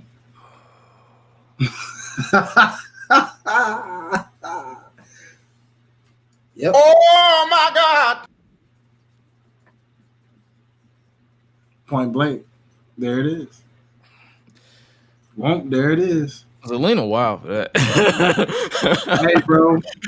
I'm telling you, get this girl a mic and let her go loose, bro. Let her go loose, bro. Wow. She already over, but she'll be 10 times more over if she keep giving her that mic. Championship in her future at some point eventually, just off that. I'm telling you. Reference to 2 girls 1 cup, which is infamous. Don't look it up. I will not. Trust me. I'm not trying to get no virus on my phone. So I'm not looking it up. Trust me. I take your word. One thing about me, I'm not a curious individual. Once I don't know what it means, I don't really know what it means because listen, I am not a freak bull, so I don't know what it means. Well, if you tell me not to look it up, I'm good. And if you actually look it up, Hey, freaky ass niggas need to stay their ass inside. That couldn't be more perfect. So yeah, Liv is out here cooking. And speaking of Liv, she cost our boy the tag team titles. We was there when they won it, and it's now over for the moment, at least. Yeah, I know. I'm like, well, I will technically accept this for the moment. Liv, it's still invited to the cookout. Just don't, No, hell, she's not. Why? Because she's gonna sleep around? No, she's gonna get the ice and just gonna leave it at the door and then go home. No. But I take that back. She could come, but she cannot go to my liquor cabinet. Okay, that's fair. And she cannot roll my weed. Also fair. That makes sense. Otherwise, all hell breaks loose. And I ain't gonna lie to you, I still don't say cookout. So I know it slipped out. I think from our last week's conversation. I don't even know why the heck I just said it. I was like, wait, why did I say it? I think I had last week's conversation on the brain. Oops. Nah, it's all good. But nah, I'm not mad at it. It's just at the same time, it's like whatever Truth does, I always support it. So it was a nice. I love it, the fact that he had his feel good moment at Mania too. So you can never take that away from him. From the backstage exclusive that I saw, it looked like, well, for one, I saw Serious Truth, which I liked. I was like, oh, we got Serious Truth. You know what I mean? With Miz there a little bit. Still a little bit of a joke, but it was like a little light joke, the Tom and Nick part. But everything else was pretty serious. And I'm like, they mentioned Cleveland. Oh yeah. So I wouldn't be surprised if they won that back in Miz's hometown and home stadium because, he's like, we may not get this opportunity ever again. And so, yeah, I wouldn't be surprised if they somehow win them back by that point. Okay. The tag team division in general is just whatever still to me. Like nothing's moving me outside of the Judgment Day stuff. And that's mainly because of the Liv stuff. If I'm keeping it a stack. Yeah, that sounds about right. I am still intrigued at the Xavier Woods and situation with Kofi and them. What's up with that? It seems like they gon' it seems like a slow burn, but it seems like something that's eventually gonna happen. Like even when that feud is like dead, somehow, some way, Karrion's really stuck on like mentally messing with his head, saying like, "Yo, when you ready to listen, understand he holding you back right now. You want to be Marty Jannetty or you want to be Shawn Michaels?" And I'm like, "Oh, here we go with that again." I'm like, I was like, well, you make a point. I hate that narrative, but it's like, here we go again. I'm getting tired of that narrative with the Marty Jannetty thing, okay, people? It's like, I get it.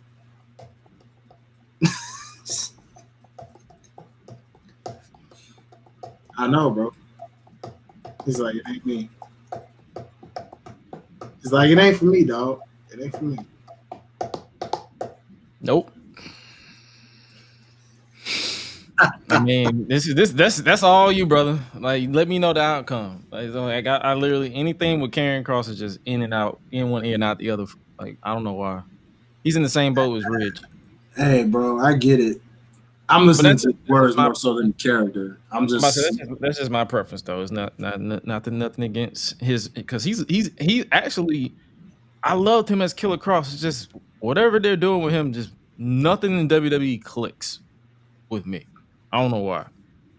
Yeah, I mean, don't get it twisted. I'm not into the character or the stable or any of that either. But I am interested in what they're doing with New Day. As in creative. Like, whatever they're trying to stir up, that's what I'm interested in. Because I do want to see Woods get his due diligence in some kind of way. I don't know what title. I don't know when. But I would love to see it. Thanks. What you think about so now we talking about the world heavyweight title because we still on the Judgment Day stuff because they was literally across the entire show. Damian Priest and Seth Rollins segment. I was baked out of my mind, so I barely comprehended it. But did you peep this? Basically just one-upping and giving the ultimatum of if I win, you are out of the Judgment Day, and if you win, then I will never challenge for the World Heavyweight title as long as you're champ. And I said, we're going the Cody route, huh? Okay, cool. It could just be me, but does Damian Priest sound like 4 different people to you at one time, or is it just me? Yeah. He sounds like he sounds like a biker, a street nigga, a preacher who was a recovering alcoholic, and a baby daddy. I don't know how to explain it. He sounds like 4 different people. And throw in spicy. I guess you could say a Puerto Rican baby daddy who speaks Spanish when he's angry. So that's what I'm saying. I'm like, he has like 4, 5 different people in that comes out of his mouth when it comes to his verbiage. Pause, just in case. But it was like the way he speaks, you'd be like, you sound like 4 different people. Well, the Spanglish situation, he gets that from Ray. Ray does that too sometimes. Not dumb. Damien. No, that's what I'm saying. Damien. Like Ray. Ray does that too. Ray will say, most actually, because even Del Negro, was the same way. Spanish, English. They do that because they know they got, Latino audiences that don't really fully, maybe they do some English, maybe they do no English at all. So, they kind of say it in Spanish and then kind of go into the English so that the English audience obviously understands too. But I get what you mean because, yeah, his tone switches a lot. It's like when it comes to Judgment Day, he's more passionate and angry. Yeah, you're like, where was that out there with this person? I don't get it. All right. Strange, But I mean, I think it's a cool little step. It's interesting because he's like, Judgment Day needs me a lot more than I need them. That again makes things so much more interesting when Rhea gets back. Because I'm like, everybody's saying Damian Priest babyface, and I'm like, maybe, but what happens after this? I don't know. Finn, this is why he's an interesting aspect here. I'm like, something's going on. Something's brewing here. I don't know how or when, but clearly Finn's gonna rise himself up to be the new leader, I guess. Oh yeah, he's gonna convince everybody to let live in, and Damien's gonna be the odd man out. Mm-hmm. And then out you go, and dare I say they cost him the match where he loses, and then make it look like they were trying to help him, but then they accidentally tried to help him, and he accidentally gets cost the match and then loses the title, and then by the time it's like, well, since I lost, I got to be out of Judgment Day, and then they beat him down the next night. And, that's your exit package, buddy. I don't know. That's just what I'm guessing here. I don't know. That's what it seems like, but we'll see. Oh yeah, Seth came out there looking like Cruella de Vil for some reason. Yeah, he channeled that inner one-on-one Dalmatian. I saw that and I said, okay, cool. He's still like that drunk uncle at the barbecue. Speaking of, he said what? Not the drunk uncle, bro. Oh. Wow. Come on, man. Speaking of uncles, Uncle Howdy and Bo Dallas. What you think about this promo? Well, we got a VHS. Listen, before we get into this, I need y'all to understand. Hear me clear. It is a VCR, not a VHS machine, not a VHS effect. It's a VCR. You understand me? Did people really call it a VHS? Yes. Really? They call it a VHS machine? That's Yes. hilarious. Michael Cole even called it a VHS machine. I wanted to jump through the TV. You know that little meme where you just jump on the TV? I wanted to jump through the TV and just say, it's a VCR, nigga. Poor guy. I mean, he's from that time. He's old, so he's old, so he don't know. That's the problem. He does know he's from that time when it existed.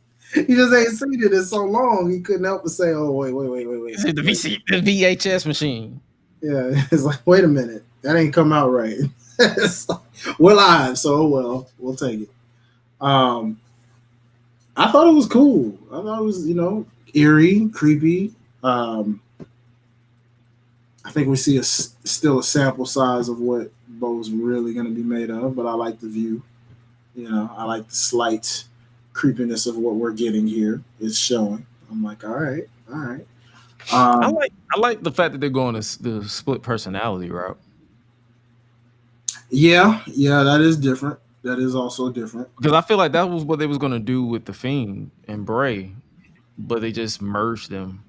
Mm-hmm. Remember at one point when he first started, it was The Fiend and then it was Bray Wyatt. Then after a while, they just said The Fiend, Bray Wyatt. Mm-hmm. Yeah, you can see that there's elements of what we got. Interesting to see how that'll look in promo form. Like if he's gonna do him more this way, or if he's ever like in ring, if it'll be. I feel like they should do his promos like this, cinematic.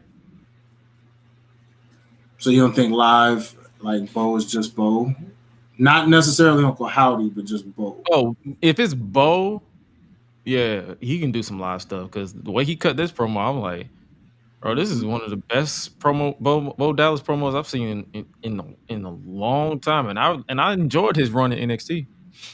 I mean, to be fair, this is a different range for him because he never really got this opportunity. Like we would have seen this probably more, if not for the unfortunate passing. But I think now, in spite of the fact of that passing, to address the passing in your promo, to me, shows a different level of range that you have. Like you're using that to now, it's like a sense of reality meets storyline. Because it's like, that's a real question you're asking yourself.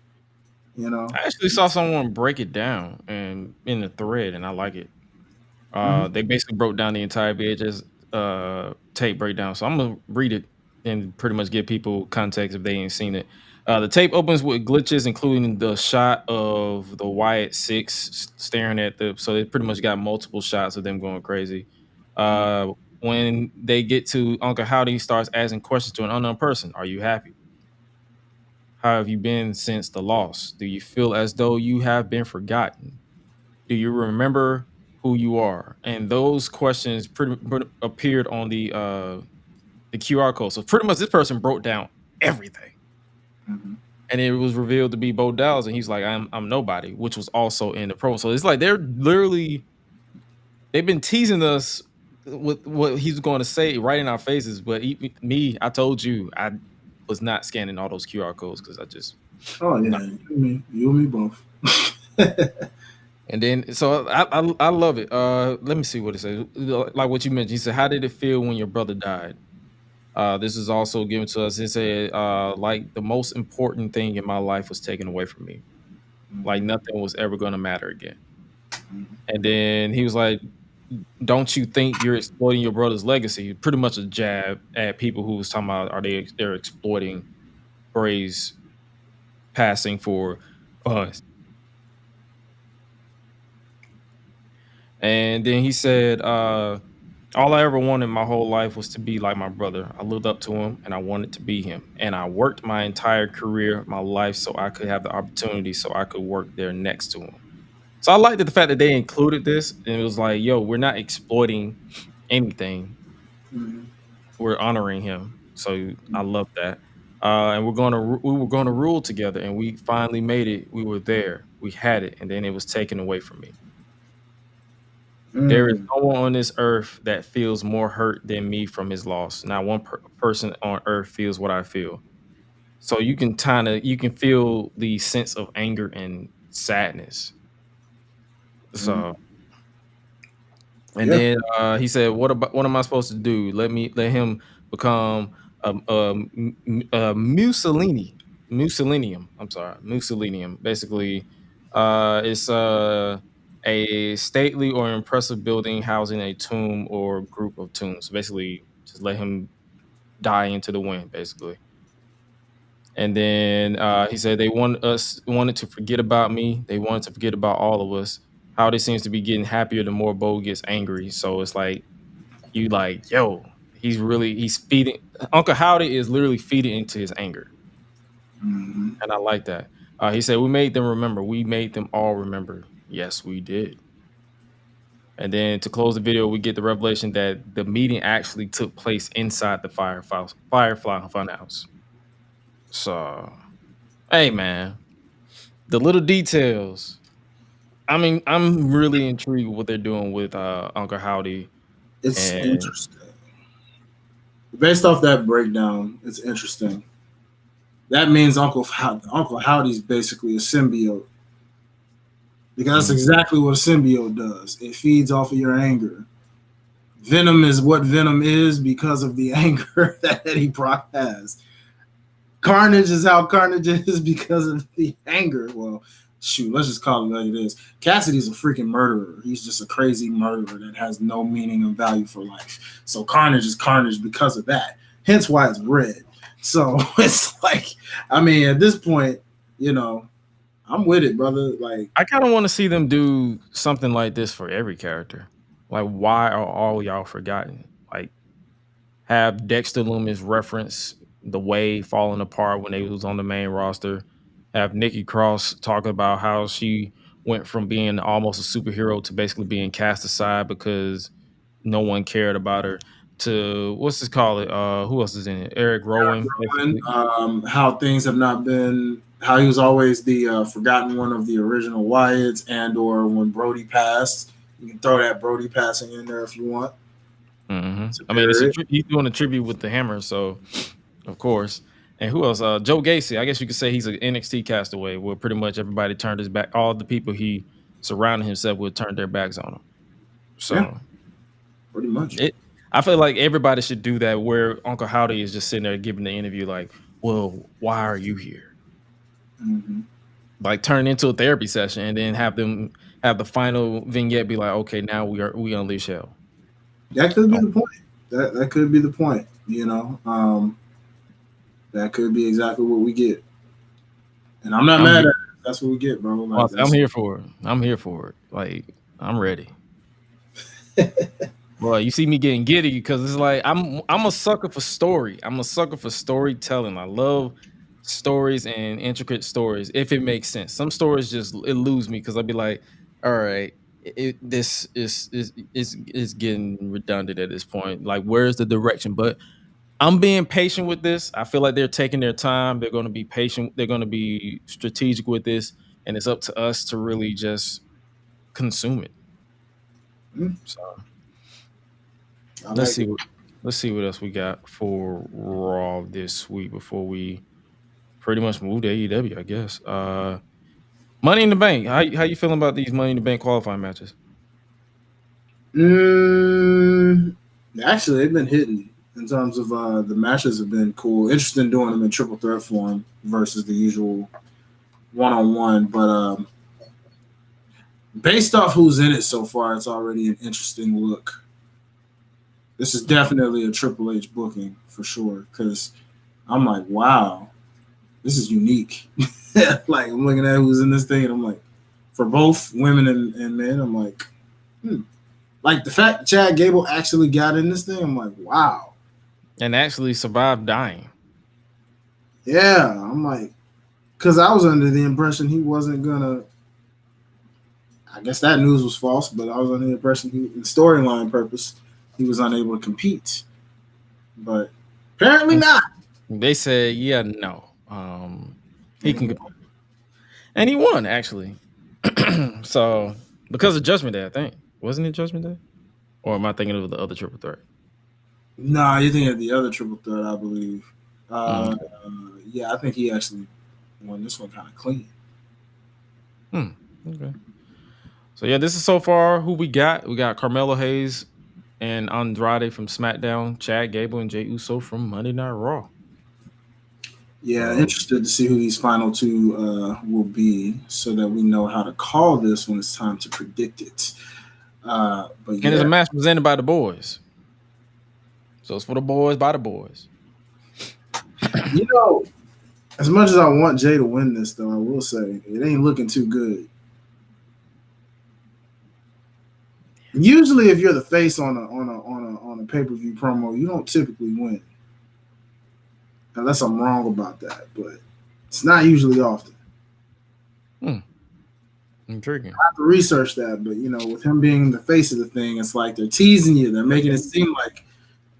Has anybody? Let me see. Money in the Bank posters. Think about that now. I want to see like if anybody that was on the poster actually won the match. That's what I want to know. See. I'm like, I don't know.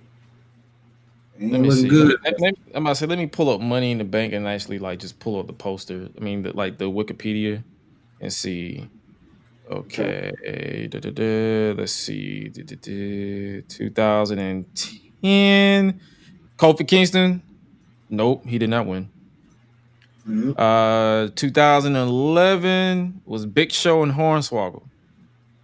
Random as hell, but okay. Did not win. Okay. Alberto Del Rio was the 2012 Money in the Bank, and he did not win. That was Dolph Ziggler and John Cena. See. 2013 was pretty much a multi-person. It was like you had Daniel Bryan, Zack Ryder, Dolph Ziggler, Cody Rhodes. I'm thinking that's someone taking a back bump. Randy Orton, Jack Swagger, Chris Jericho, and someone else with their back turned. I think the one who won that one was Randy Orton. So he was in this poster, so I'm guessing he counts. For the 2014 one, it was freedom. I feel like everybody who was in this poster, well, John Cena was in this poster and he won the world title. But as far as the Money in the Bank itself, well, John Cena was the Money in the Bank, that ladder match for the world title, because this was around the time Daniel Bryan vacated the title. Did they have? It's hard to count that one. Oh yeah, because Seth Rollins won the Money in the Bank, and he was he in here? He was not in the poster. Intriguing. 2015, Dean Ambrose. He obviously didn't win Money in the Bank because I don't think he was in it. That was Sheamus, actually, 2015. 2016, Roman Reigns. But he was the World Heavyweight Champion at the point, so that didn't really that don't count. So 2017, the New Day. They weren't even in this match, I don't think, and they obviously didn't win. So, okay, damn, you might be right. Ronda and Nia was in the poster for 2018, and then that was when they got cashed in on. Becky Lynch was in the one for 2019 when this was the first one after she won the both the Raw and SmackDown Women's title. So she got cashed in on, but she didn't win. 2020, I'm pretty sure everybody who was involved was in, I think Asuka. So I guess you can sort of count. The moral of the story is nobody in posters pretty much won for the most part. Especially if they're like a solo poster. Yeah, everybody else, because all these other posters is like the solo was pretty much people who were champions. Like 2021 was Bianca Belair, 2022 was Seth Rollins and Becky. Both of them lost that year. And 2023 was Seth Rollins with the World Heavyweight title. But this is the one that was in London. So, see, that leads me to believe. I hope I'm wrong on this one, but it don't look good for Jay. I have to see these final two entrants, but what's your thoughts on the women? Pull that one up. Let's see. That was EO. Lyra and Chelsea. I kind of have to see the rest of those three. before I can really judge that one. I believe it. I think the triple threats that they have it involves Jade Cargill, Andy Hartwell, Candice LeRae. I'm just going off the top of my head, but pretty She's much in there with those two. Oh. Tiffany Stratton and Naomi. So I'm just telling you the last 6 in the qualifying match is going to be happening this week. So we're going to get 2 qualifying matches on SmackDown, and then probably the last one on Raw. Because it's a a 6-woman. So I can see either this combination of Jade, maybe, or if not Jade, it would probably be Tiffany and Blair, or Jade, Blair, or Naomi and Jade. One of those combos. Like everybody else, I don't see. But then again, knowing Triple H booking, he wants to catch us off guard, so I wouldn't be surprised if it's Candice LeRae. Like stealing it and then somebody else. That's probably why he's doing this triple threat. Because Bianca, she's not in it because she got stolen. She got stolen from. That's why I said it could happen to Jade too, low key. It could. So I mean, that would be ironic. You gonna do the same thing to 2 black women? That would be hella ironic. Especially after how you just did them. It would be funny because it'd be like, wait, so they were in a multi-person triple threat for the tag titles and neither one of them got pinned.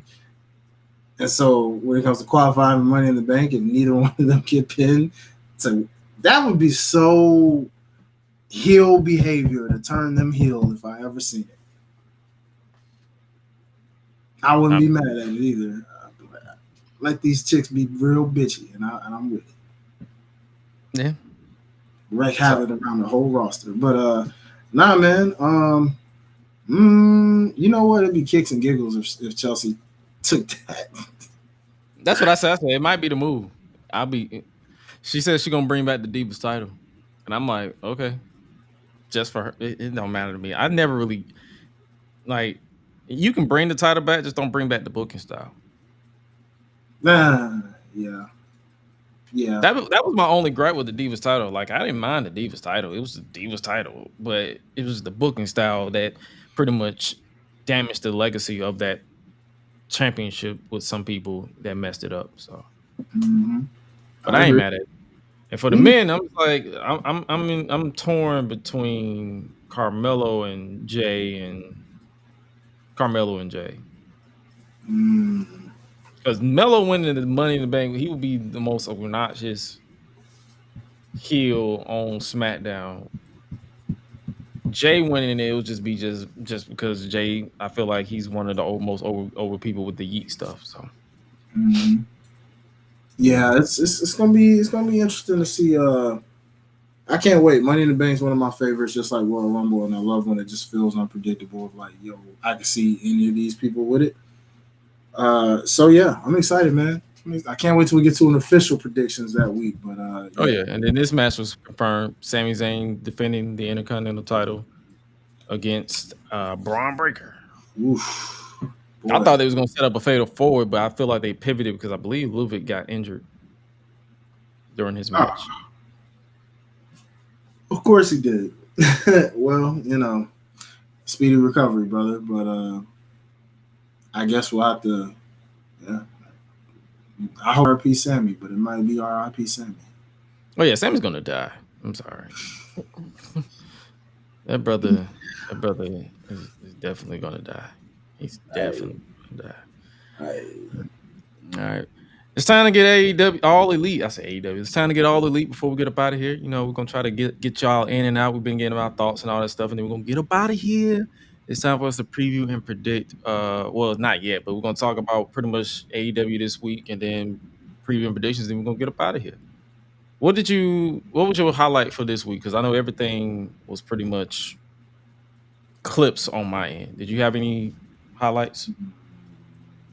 Just Willow's promo on Chris Stat. What was that like? Because I think I missed that one. I just liked her. I'm liking this version of Willow that's like, I'm still smiley, but I'm also a killer. And it was like one of those, like, you know how they say when a woman smiles at you and it's that smile where you know you in trouble. Mm-hmm.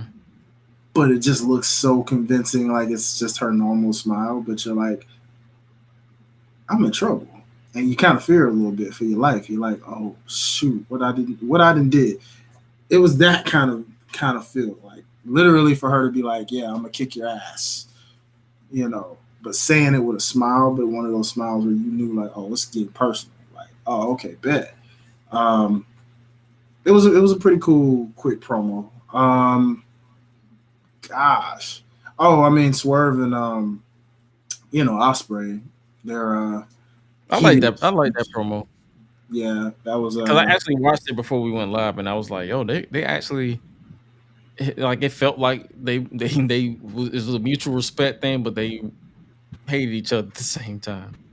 Who do you pick a winner for that for real? Because some out there saying it was Ospreay. I'm like, I wouldn't be so quick to say that off top. I mean, Swerve I feel like Ospreay had one line that was smooth. He was like, "Hey, bro, when you was out here, when you had a hit roll, I had a hit list, and I didn't miss." And I'm like, that was a bar. But as far as like, did he like flat out win? Nah, I wouldn't say that. Me personally. Yeah, I mean, Swerve being like, nah. You don't play his music. He's like, cut that crap off. Cut that crap off. I agree with Nick Nemeth when he was saying that on Busted Open. Like, yo, like, nah, I like that. When the champ, it makes the championship feel important. Like, the champ gets the last. Like, he's the champ. No. He said, yo, he said, you don't want me to make it personal, but I do. Because this championship is personal to me. Mm-hmm. And tell Alan, and I think it was Nick or Max, I send Alan and his son my regards, and he got up in his face. He was like, "Bro, what?" Yeah. So I was like, "Yeah, it's personal." So hey, man, let's cook. Let's cook. But also I saw that Mercedes was in CMLL. She made her debut or rare appearance in CMLL. Mm-hmm. Yeah, I thought that was pretty interesting. Also, briefly, I want to comment on. I saw it. I probably should have talked about that earlier, but I mean, it was not wrestling related. But cool. I wanted to chop it up about. I saw a clip of Matt Hardy on his pod talking about why they initially decided to kind of part from AEW and creative differences. How they just weren't really happy with how things went down since Jeff got back from the unfortunate incident, but taking ownership, saying that hey, that's on Jeff. Jeff did mess up, because he was like, we were in position to win the tag titles. You could feel that. You could tell that. Mm-hmm. It would have been nice to see that because they would have, to my understanding, they would have been the only tag team to go full circle with all these promotions because, the Dudleys don't wrestle anymore. So technically, I think that would have meant that they would have been the only tag team to win tag team gold in each promotion. So it kind of sucks that it didn't happen, but it was the fact that they were like, yo, we even tried to just be like obnoxious heels. Like, we just at this point wanted to win, at least one win, because they were like, yo, we're the Hardys. You know what I'm saying? Mm-hmm. We're the Hardys. We're one of the greatest tag teams ever. Why you got us coming out here and just losing? And then how he was like, how Jeff would be putting these singles matches, and Jeff would go talk to him and be like, yo, why am I in singles matches? And I'm like, good point. Why are you in singles matches? You know what I'm saying? Are they trying to put, so it was it was weird. And he didn't bury Tony Khan. He was like, let me just also say, he takes care of his wrestlers. He took good care of us. He takes care of his talents. But it was just a frustration of yo, what's going on? Can we get a win or something at least? I understand, he didn't have a problem putting people over, but to come out there that entire rest of that time there, just to be a nostalgia act, yeah, and lose every single time. And he said it got to a point where a lot of their hardcore fans, because he was like, we have a lot of fans, and they would tell us they stopped watching because they would barely see the Hardys. Yeah, or they would have them on Rampage, where it's don't nobody really watch Rampage. Exactly, bro. And that's why I'm like, I hate that had to happen for them. I'm glad that even though they're not signed to TNA, they admit they're still very much free agents, so they could pop up in WWE if they ever wanted to. They could pop up anywhere, really. MLW, they could pop up wherever. They're just, doing some stuff with TNA right now, but they are free agents. My thing with this is like, it's 100%. Well, I wouldn't say 100%. It's like 85% Jeff's fault because of the whole DWI thing. But then another thing, I'm pretty sure it was like Tony was probably looking like, yo, we don't really need you like that because you are the Hardys, but you're older, slower. We have younger talent here that can still hang at the top level. It's like, and I'm pretty sure I can't speak for him, but this is just how I view it. I wouldn't be surprised if this was a thing where he was like, yo, we got all these top fast talents, and it's like they pretty much have to hold themselves back so you can keep up type thing. And it's like, I 100% feel like that's the reason why he just lost trust in him because of the Jeff thing. Yeah. And he was just like, because if you know, like he said it, that's literally it. But because of the Jeff thing, he was like, yo, I don't trust you. I don't trust you to stay healthy. So I'm going to lower the hype behind you. I'm going to pretty much keep you on Rampage or the odd off, because at one point they was teasing a heel turn and nothing came from it.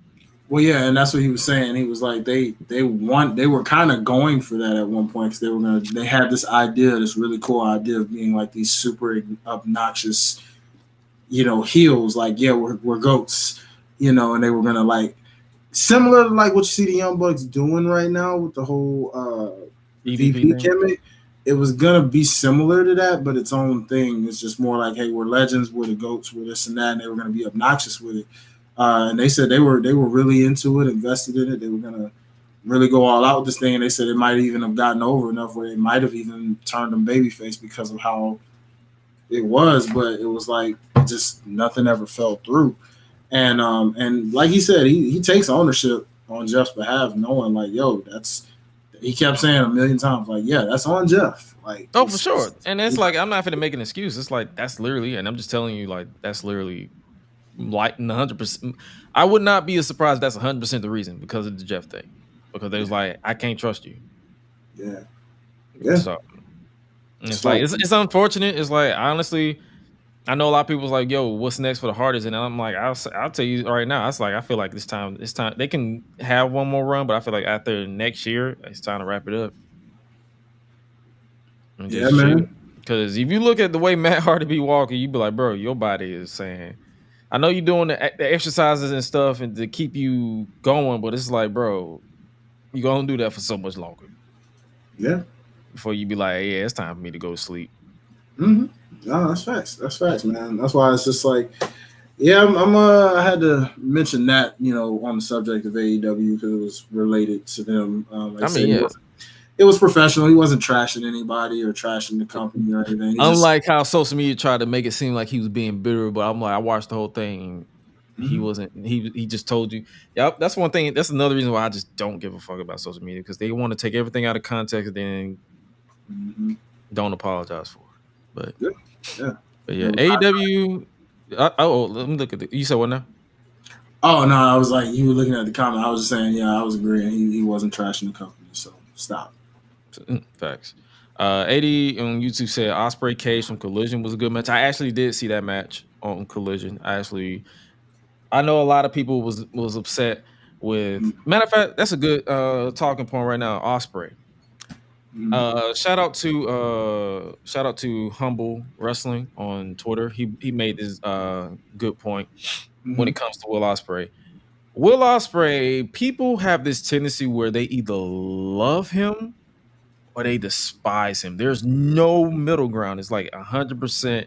You either love this man, this is the GOAT, this is the greatest of all time, or this man is fucking up the business. He's ruining it. This man, this, that, and the third. Where do you stand when it comes to Will Ospreay? I have no stance because I'm still debating it myself where I'm at on him. Like, the man can wrestle. I'm letting time decide it because, I know shout out to a friend I know that chooses not to like him for personal reasons of, off the field issues in the past. But I have no opinion on him right now. I'm just kind of like watching what he's doing and what they're doing with him, and I'm letting that decide over time. Like, what's the last thing of this? Yeah, because he's getting like pillar treatment. I mean, they can't get Sammy because the nigga stays suspended. Remember, we asked that question last week. So, I mean, at this point, he's looking like one. The way they're ascending him, I mean, undefeated. He's a champion going for another title. He mentions that he's been a belt collector before. He is technically homegrown because, he never went to WWE, so he's not considered a WWE guy. So if he continues to just do like MJF and carry it on his back, then, well, he's a pillar. So, yeah, kind of, I'm just sitting and waiting. You know what I mean? Just reserving my judgment right now. That's where I'm at. It's true. People have zero middle ground about Will Ospreay. It's so odd. It's like, because I know this past week's discourse was Will Ospreay no selling a German suplex by Brian Cage, and I'm like, okay. You know I don't care. No selling can happen. It is a thing. It's like a fighting spirit thing. Yeah, it's like you're on adrenaline. Sometimes when you get knocked upside your head, unless you got hit with a brick. Because they had him like he hit a German and then like act like he didn't. He hit the move. He popped up from the German and hit the hidden blade, and then fell and immediately collapsed. So he sold it. He just delayed in selling it. Yeah. I mean, I can understand that. I mean, I get it. I can understand both sides, but at the same time, I'm not going to go out of my way and say this is like ruining the business. It's scripted sports entertainment.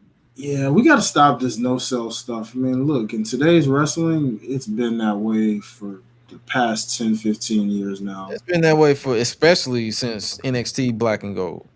Mm-hmm. Like we're not going to talk about how the fact that Johnny Gargano got super kicked got hit by everybody's finisher and still kicked out at 2. Mm-hmm. Point blank period. So like this is just the style, bro. And if it ain't for you, it's like it's not for you. But you ain't got to go out of your way. Like we said, it's literally extreme.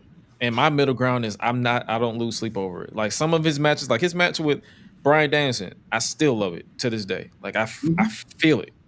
Mm-hmm. Even his match with Roderick Strong, like that was one of those matches that I feel like is definitely gonna go on our match of the year candidacy when it's time for the end of the year awards. So that's why I'm like, I know for a fact I am good. And AD said it all started with the Ospreay Ricochet Best of Super Juniors match in New Japan. I still have not seen that match. I'm gonna have to check that out. I need to see where all of this started because I'm like, at this point, it's getting performance. Mm-hmm. That's true. With the hate. So that is true. Anything else you want to talk about? I just had to get that out there because I'm like, that's a good talking point there too. It's like everybody wants. There's no middle ground. Like where I don't get it, but I get it at the same time. It's weird. Yeah, I mean, at this point, we're just like, hey, bro, just let it. Kind of like with Mark Henry getting mad about the Wyatt Sicks getting Whataburger after their debut on Busted Over. What? What did they go out in public dressed up? No, they was out of character. Like they literally just went to go eat, and so someone took a picture. No masks or anything. It was just them. They just like regular people. Okay. And they posed and took a picture. Let them be who they are, man. My thing is, kayfabe died years ago when social media became a thing. Stop with the whole protecting the gimmick stuff. That's not happening in these days. You will enjoy wrestling more if you just stop trying to get people to protect the old way of wrestling. I promise. You do not have to gatekeep your character. It's like it's in today's family era. There's no such thing as gatekeeping a character. You could be a dick, but you got to know how to turn it off. And unless you're just actually in a dick, but it's just like Austin, I'm not losing my mind over what Mark Henry said. Like I really don't care. Like he sounds like every OG that we've ever heard from that time, from the 80s, 90s, whatever. I'm not losing my mind over, but it's just like, come on, bro. You got to understand. Everybody ain't gonna live the gimmick, especially in today's social media age where literally if someone takes a picture of them or if they take a picture, it's going to get posted.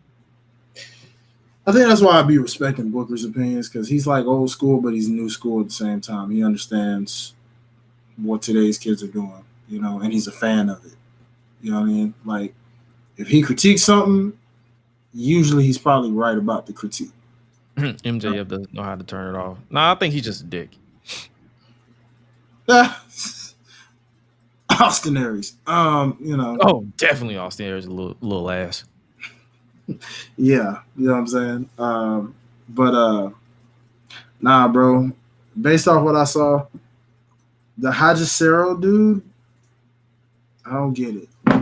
I know he can wrestle. But, so that's a good segue into AEW Forbidden Door preview and predictions, because you just mentioned MJF's opponent. So let's go ahead and do our speed round preview and prediction for AEW Forbidden Door that's going down this Sunday, and then get the fuck up out of here. So, yeah. Yo, man, AEW Forbidden Door 2024. How have you been feeling about this build thus far? Meh. A little meh. I mean, there were some high points. I know, like the Tony Storm stuff, the three-way love triangle. MJF's just back, so not too much build on that, really. Did you see that dialogue about the ratings? Oh, I did. I saw where people were clowning them about this past episode and how it was their lowest viewing. And then I just went along with the joke. It was like I collectively believe that all black wrestling fans was watching Kendrick.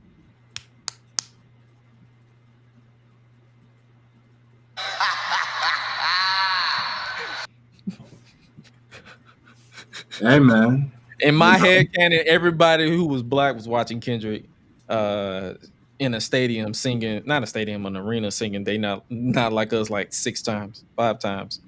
6 if you include the instrumental at the end. Poor Aubrey. I don't really care. The reason why I brought that up is because that was the match that he went up against MJF. And I actually watched like highlights of it. It was a solid match. It wasn't something that I'll be like, yo, this is like the greatest match I've ever seen. It was pretty much a glorified no DQ, no. It's AEW rules. Like stuff that should be DQ somewhere else isn't DQ here. It is what it is. Sounds about right. But I guess we can start off with since we're talking about that match, MJF versus, how you pronounce this? Hajisero?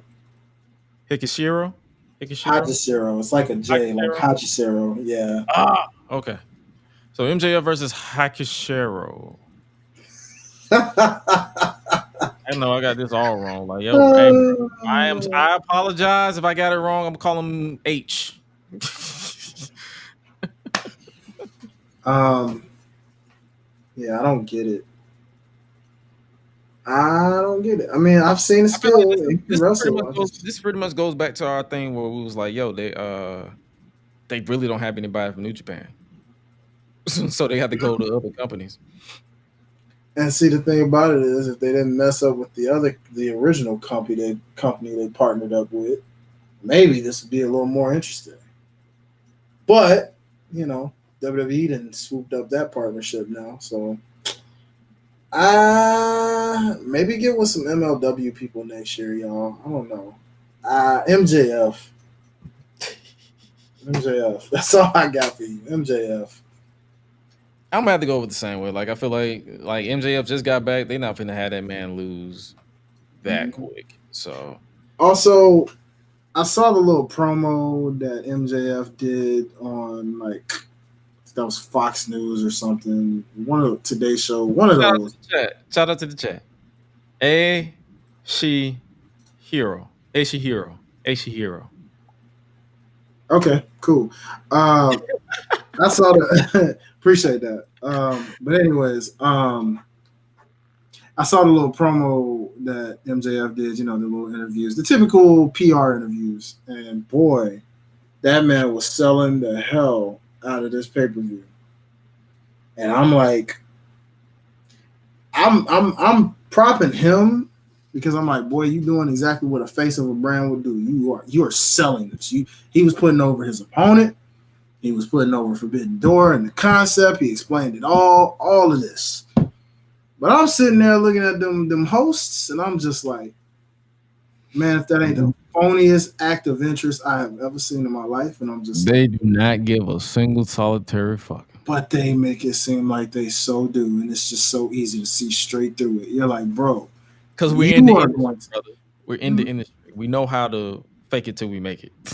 They are going to. I'm like, they are going to clown this the moment it gets off air, and I'm like, but MJF's doing. He's walking away loud and proud. He don't care. He was the MJF that you see on screen, and I'm like, he was in character, and I'm like, yep, he's selling it. I mean, they did talk about his Jewish heritage and stuff, so that was cool. Got to talk about that and winning the sports award and all that. But at the end of the day, it was just like, yeah, y'all don't care. It's just like this PR stuff. I understand it, but sometimes I'm just like, can y'all do this with people that actually care, that are actually fans? Right. Because the ones that ain't, I don't understand the point. Unless they just got viewership out the wazoo, I guess. Yeah, you know. Yeah. Next match we have for the AEW Women's World Championship, Mina Shibakawa versus Timeless Toni Storm, with Mariah May pretty much torn between the two, pun intended. This one's interesting. Yeah, I see Toni retaining with some shenanigans. This whole match is gonna have shenanigans. I just already feel it. It will. And clearly, I guess that involves Mariah May in some sorts. So, of course. Yeah. Toni Storm. I think that's all I got, really. Like, this has been the most engaging, entertaining feud, like, built to the card in a while. So I appreciate that. But yeah, that's all we got. I often wonder if somebody shows up at the end of the match, though.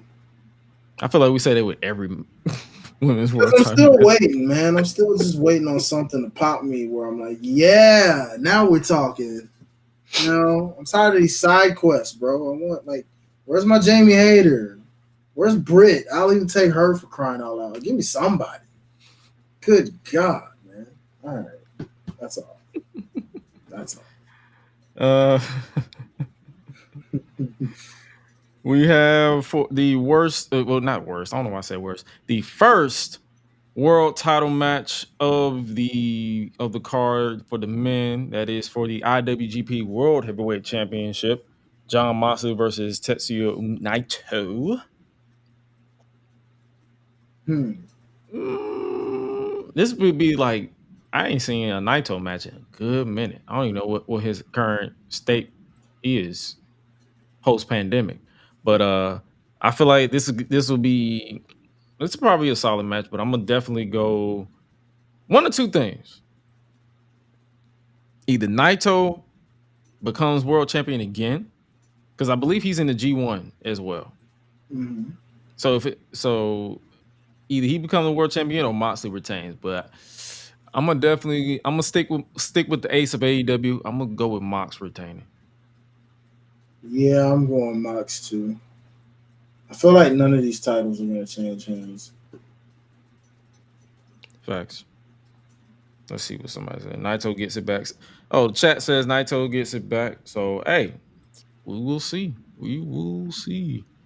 The next match we have is for the vacant TNT Championship. in a ladder match. So far, we have one more person that's going to qualify. I believe no, that's the wild card. So it's going to have a wild card in the ladder match. You got Jungle Jack, Jack Perry, Konosuke Takeshita, ROH World Champion Martin Briscoe, Dante Martin, and Leo Rush in a ladder match. Part of me, it's one of two ways. I see Jack Perry winning this to further along the storyline. Well, who you got though? Who you got winning this? Just keep in mind it's a wild card, so it's like, yeah, I know that's the part that. Yeah. I'm going Jack Perry, and I feel like that wild card will be a letdown. You know why? Why? Because it's gonna be Mr. TNT Championship. That's why. You know who I'm talking about. You know who I'm talking about. Wardlow? Oh, heck no. No. The other Mr. TNT Championship. Sammy? Yeah. Told you. I know. Get ready for that reaction because I feel like that's who it is. I hope I'm wrong. Maybe. Hold on. We can put that as bonus points. I'll tell you what. Let's put that as bonus points. What if it's Ricochet? When is his contract up?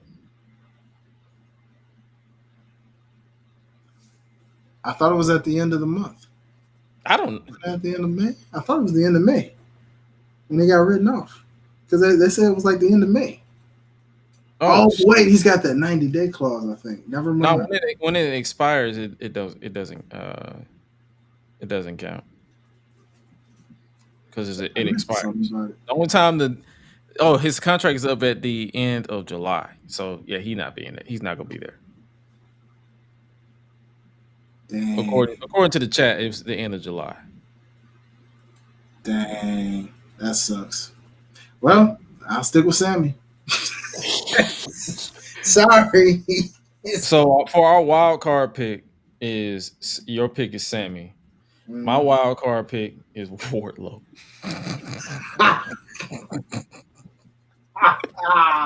And that's gonna be worth half a point. Okay, all right, that's fair. All right. Sure, Wardlow, Mr. T. Who's gonna be Mr. TNT? Let's find out. All right, I'm with it, baby. The next match we got is Orange Cassidy versus Zack Sabre Jr. Ooh. Tough. I got ZSJ winning this one. I'm gonna go the other way and say Orange Cassidy. It's like this is one of those matches where it's like they haven't really been building to anything that interests me because he went straight from Trent to this.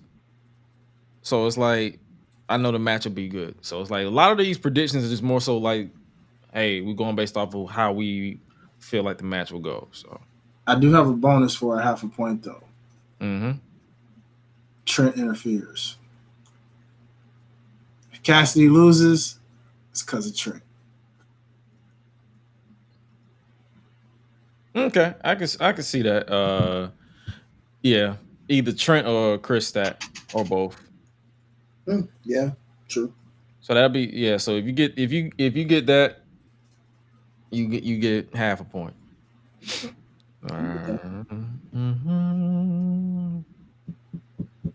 This match might decide the winner between you two. Yeah, probably. It might. I hope so. It'd be cool. I like those. Where he's like, oh, wow. Yeah, it makes it fun. The next match we have for, as far as confirmed right now, because I feel like they probably gonna throw some more on there in the Owen Hart Foundation Men's Tournament quarterfinal, Bryan Danielson versus Shingo Takagi. Oh, okay. Yeah, so they've officially kicked off the tournament last week. I believe it was Claudio and Pac on Dynamite. Yeah, it was. And Willow and I believe it was somebody on Rampage. Serena Deeb. Serena Deeb, yeah. That's what I'm saying. I've been literally highlight AEW all this week, so I definitely am going based off highlights. Their match wasn't that bad either, though. Give me Bryan Danielson, obviously, because he's the one he's gonna win it. So that's what he say. Oh, speaking of which, there was one thing that stood out to me with AEW briefly that I forgot to mention. That Jeff Jarrett promo. Yeah, that's good. That's good to talk that we're talking about the Owen Hart. So yeah. Yeah, that speaking of which, while we're on the subject of that, I know people when it comes to Jeff Jarrett were like, oh my God, please stay home and retire. Most times I get it. But this of anything ever makes a lot of sense. And for that, I hope he keeps it completely solo. Don't even bring the crew out. Just be solo and compete with the spirit of Owen, because like he said, none of y'all knew Owen. I knew him. And I was like, you know what? I don't know why you weren't. Was he with the company when they did the first one? Mm-hmm. If he wasn't, okay, he wasn't. But he was there the last couple ones, so I don't know why he wasn't in this to begin with. I think it's the third one. So he should have at least been in the last one. I don't know how he wasn't, but the fact that they got him in this one to share that uncut raw story and share that raw emotion of like everything that happened from his wife's passing around the same time that Owen passed, winning the tag team titles with Owen, all of those things he shared, and feeling that emotion, I felt that. And I'm like, low key, he's my dark horse. Yeah, I agree. The full 9 minutes of that video was tremendous. And it's like, if you haven't seen it, regardless of how you feel about Jeff Jarrett, please go watch that video. Even if you don't care for Jeff Jarrett, I know you care for Owen Hart. So if nothing else, watch that man's emotion talking about Owen Hart, because he is one of the ones that truly knew that man and worked with him. You know what I'm saying? Yeah, agreed, AD. Highly agreed. So it's like, that was a moment to where he could be a strong dark horse in this tournament, for real, especially after you outpour like that. You just never know. I could see him at least getting to the finals, if nothing else. Nice. But I just wanted to share that as we were giving our predictions, because I thought about it. That was something else that stood out to me this week from AEW, that promo that he cut. Yeah, I agree, because that's what I'm saying. I saw that and I'm like, yo, this is real. This is raw. You get emotional if you actually if you're that type of wrestling fan that actually knows how to take away the persona from the person. Mm-hmm. So I love that. So hey, man, if he gets all the way to the final and either win or no, because the world title. So if he doesn't win, but give him an emotional, let him to pay tribute to Owen. Hey, I'm all for it. But as far as the Bryan Danielson versus Takagi, I got Bryan Danielson winning this one as well to advance. Okay. Next up, we have the TBS Women's Championship title, TBS Women's Championship, as well as the New Japan Strong Women's Championship. Stephanie versus Mercedes. Interesting. Title for title. So she may be a double champion, it looks like. Huh. Either one of them will be double champion, but we all know that girl ain't winning that doggone title. Heck no. You know good and well Mercedes gonna be double champion. I was trying to be nice. I know. All due respect. It ain't happening, sweetheart. It ain't. All due respect. So, should be a fun match though. It definitely will. Could be a potential show stealer for all we know. But especially after their first match. I love it. So hey, there we go. So yeah, give me Mercedes, dog. Let me get them double titles on Miss Mercedes. Oh yeah, we're going 2 for 2. So yeah, we definitely we both going with Mercedes on this one. So that's definitely AD says he see a DQ possibly. I mean that would piss fans off, because boy, they'll be pissed at that. I don't build it up just for a non-finish. That's dumb. They don't do that often there either. So that's an interesting take, AD. I hope that doesn't happen because they're gonna get booed up the building. This nigga Ken said half points for whoever guesses which wig Mercedes puts on for them. Kid, bro. What the freak, bro? What the freak? Give me a new wig that says Forbidden Door on the back of it. How about that? You said new wig with Forbidden. Yeah, it'll say Forbidden Door somewhere on the back. I guarantee you. Oh, pull a Naomi. Yeah. Well, because she did have one that said AEW, so it was like I wouldn't be surprised if she had one with Forbidden Door. That's about all I got for you, Ken. That's all I got for you. I like that. I like the one she rocked in CMLL. Like, bring that one back where it was like silver, or not silver. It was like white up top, but then red, and then I believe she had like a purple. It pretty much matched her gear that she was wearing. So I wouldn't be against her rocking that. They said that wig about to be ass. Hey man, I'm not a wig person. As long as the match is fire, I really don't care. Yeah, just and make the sew-in really dope where it don't pop off. That's all I'm saying. Because I remember a few times when she had a wig and it almost came off in the middle of the match. I'm like, ooh. And I live with people who used to do wigs, so I know what it looked like when someone's scrambling to keep the wig on. I think her wig literally split in half during the match. I think it was during the pandemic, so it was extra hard to hide it. Man, come on now. But yeah, we definitely got Mercedes winning this one for sure. And then we have the main event, the feature match, for the World Heavyweight Championship, Swerve Strickland versus Will Ospreay, champion versus championship. Only one title on the line, that is the AEW World Championship. It's the moment of truth. We've been talking about this match for weeks, the build up to it. So now it's time for us to finally pick who we got winning this one. Yeah, this is where it gets tough.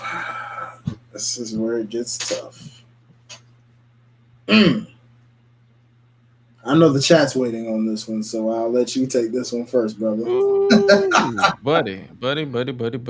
Hey, if I had to go, basically, like if I want,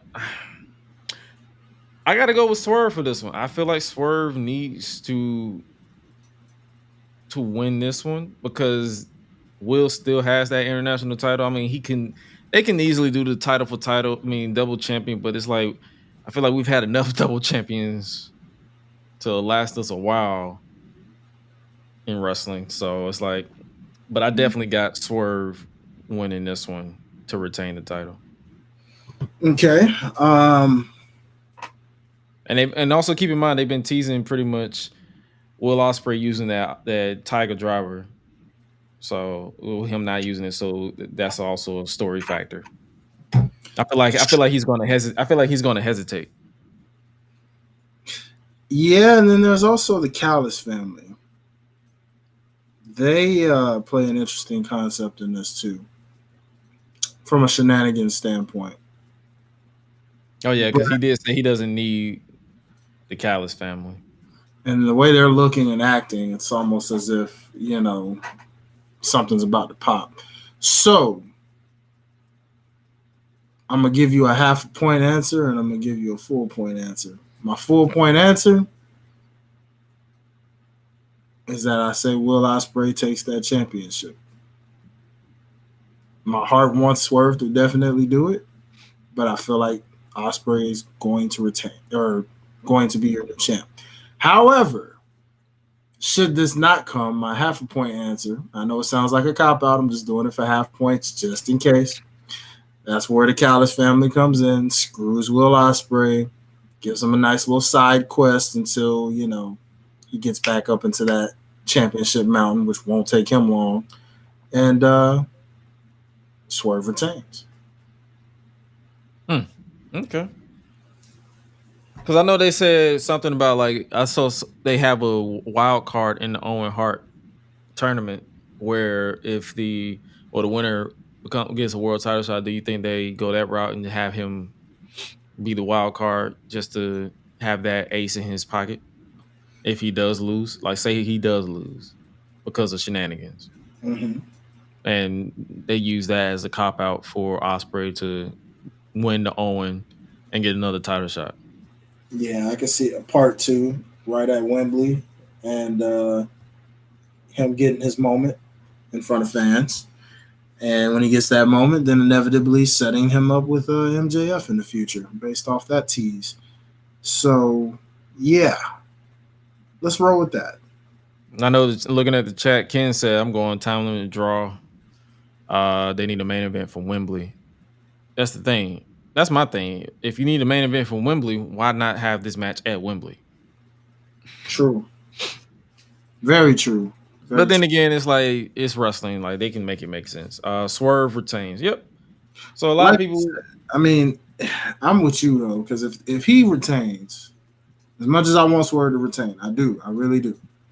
But it's one of those things where when you're putting an undefeated guy, we know how these undefeated streaks do. He's 18-0.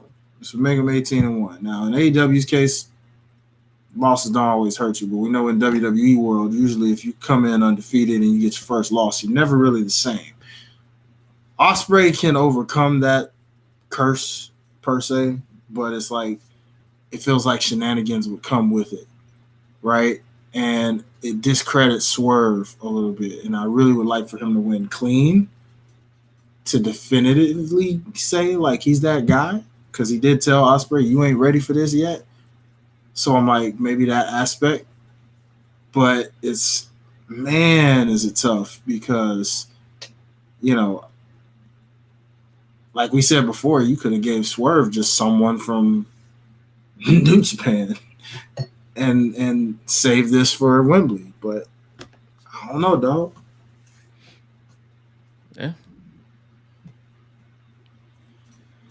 Huh. That's interesting. That's what I'm saying. It's like, hey man, we're not the bookers for a reason, but hey, it's fun. It's fun dialogue to talk about. For sure. But ladies and gentlemen, that is our AEW Forbidden Door preview and predictions for this upcoming Sunday. I guess we can pretty much confirm it. This Sunday, we'll be trying something new, something different. It'll be a Forbidden Door kickback featuring yours truly, as well as, if he's not booked and busy, Mr. Hi-Lite Real. Will be basically, to explain what this is basically us talking, what we're watching the show. If you are in the Discord, in the Gresh Digital Discord, you will. I believe I dropped the limit of people in the voice chat because I don't want it to be chaotic with opinions. If you talk over anybody, you will be booted without a warning. Just so y'all know, because this will be a part of a live stream. We don't want chaos on the stream. We want to have a chill environment. It's a kickback, but it'll basically be, if it gets to the point where we want to include the Discord people who are in the server in the voice chat, we'll actually put y'all in there. If y'all don't say nothing, we'll give our opinion and we'll move on, blah, blah, blah.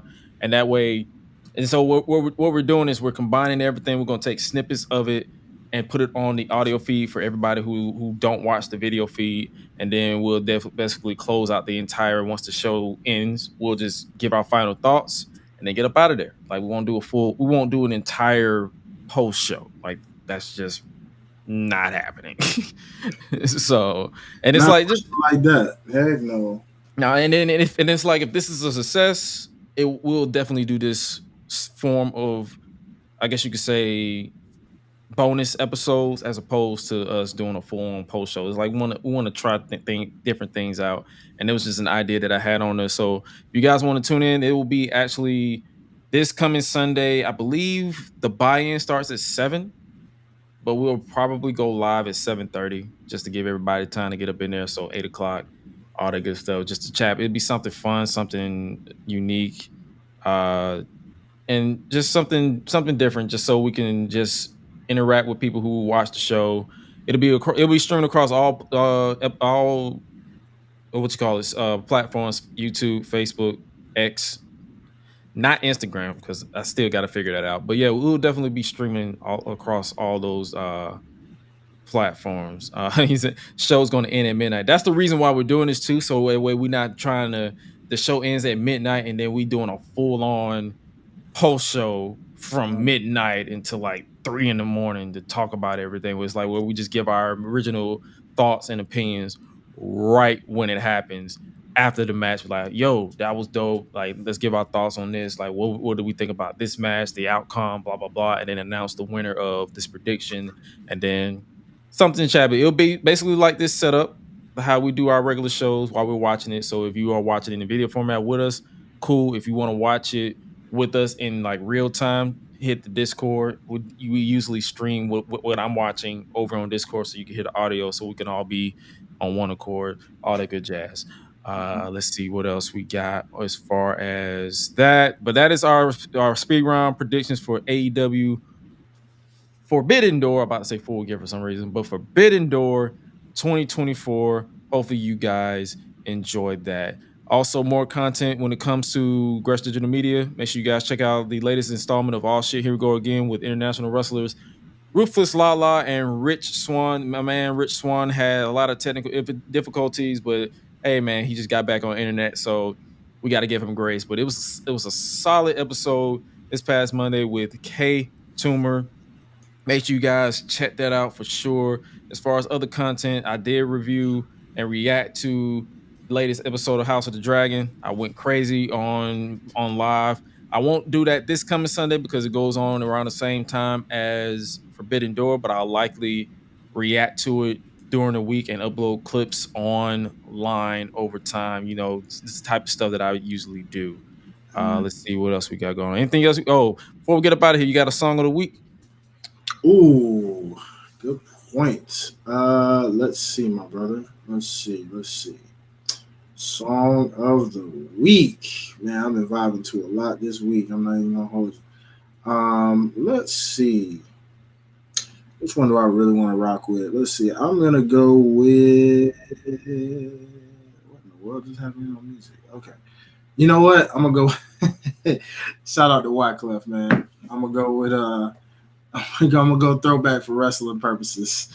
I'm gonna go It Doesn't Matter by my boy Wyclef, featuring none other than The Rock.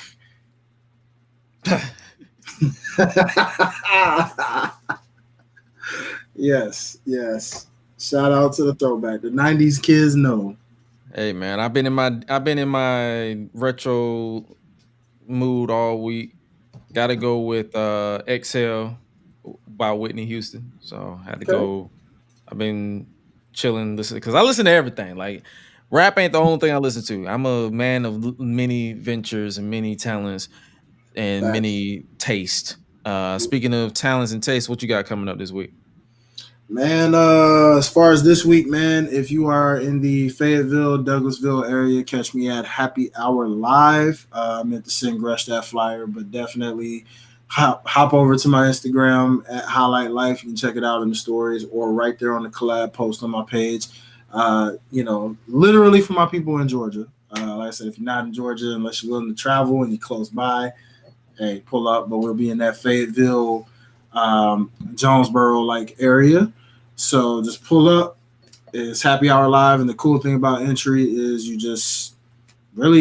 donate anything that you got. You know what I'm saying? It's not a specific entry fee. You just whatever you're willing to give, come through the door. It's gonna be a lot of dope vendors, some good food, so they will feed you. They got a restaurant, so you can buy some food there. They got really good food, by the way. But yeah, man. And then the following week, catch your boy at the Kingdom Nightlife Awards. Shout out to everybody who voted. I don't know the results. I won't likely know them until the day of the actual award ceremony. So I will keep y'all posted on that when that is over with next weekend. And top 10's coming. You know, shout out to the Freedopedia boys. And new music. We are in album mode. So lots and lots of new music being brewed up. Lots of freestyles, lots of everything, man. So for all of those of you rocking with, Get Right. Make sure y'all get that Get Right. If you haven't already, pre-save that joint on Spotify under DJ Network. Look up DJ Network. Pre-save that Get Right single featuring your boy and a bunch of other dope artists. And man, that's about all on this end. So appreciate y'all.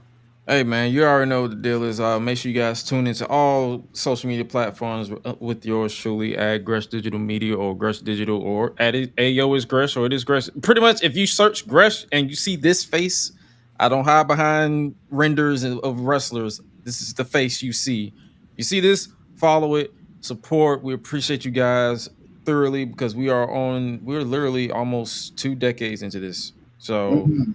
we appreciate y'all for rocking with us in some way, shape, or form for all this time. So, we definitely got y'all covered when it comes to content and realistic content because we try our best to be as real and authentic as possible. And if any of us slip and flounder or founder, I should say, then we'll set each other right. Like that's just how we operate over here. We are a family over here. We appreciate y'all for doing everything y'all do. With that being said, rest in peace, Sika of the Wild Samoans. And Mhm. with that being said, you guys stay safe out here in the streets. We appreciate y'all as always, but remember to always eat, sleep, flex, and repeat. We out, y'all. Be breezy. It's past my bedtime, y'all. I'm going to bed. Fuck this. I'm tired. I'm tired. Like I'm tired. Like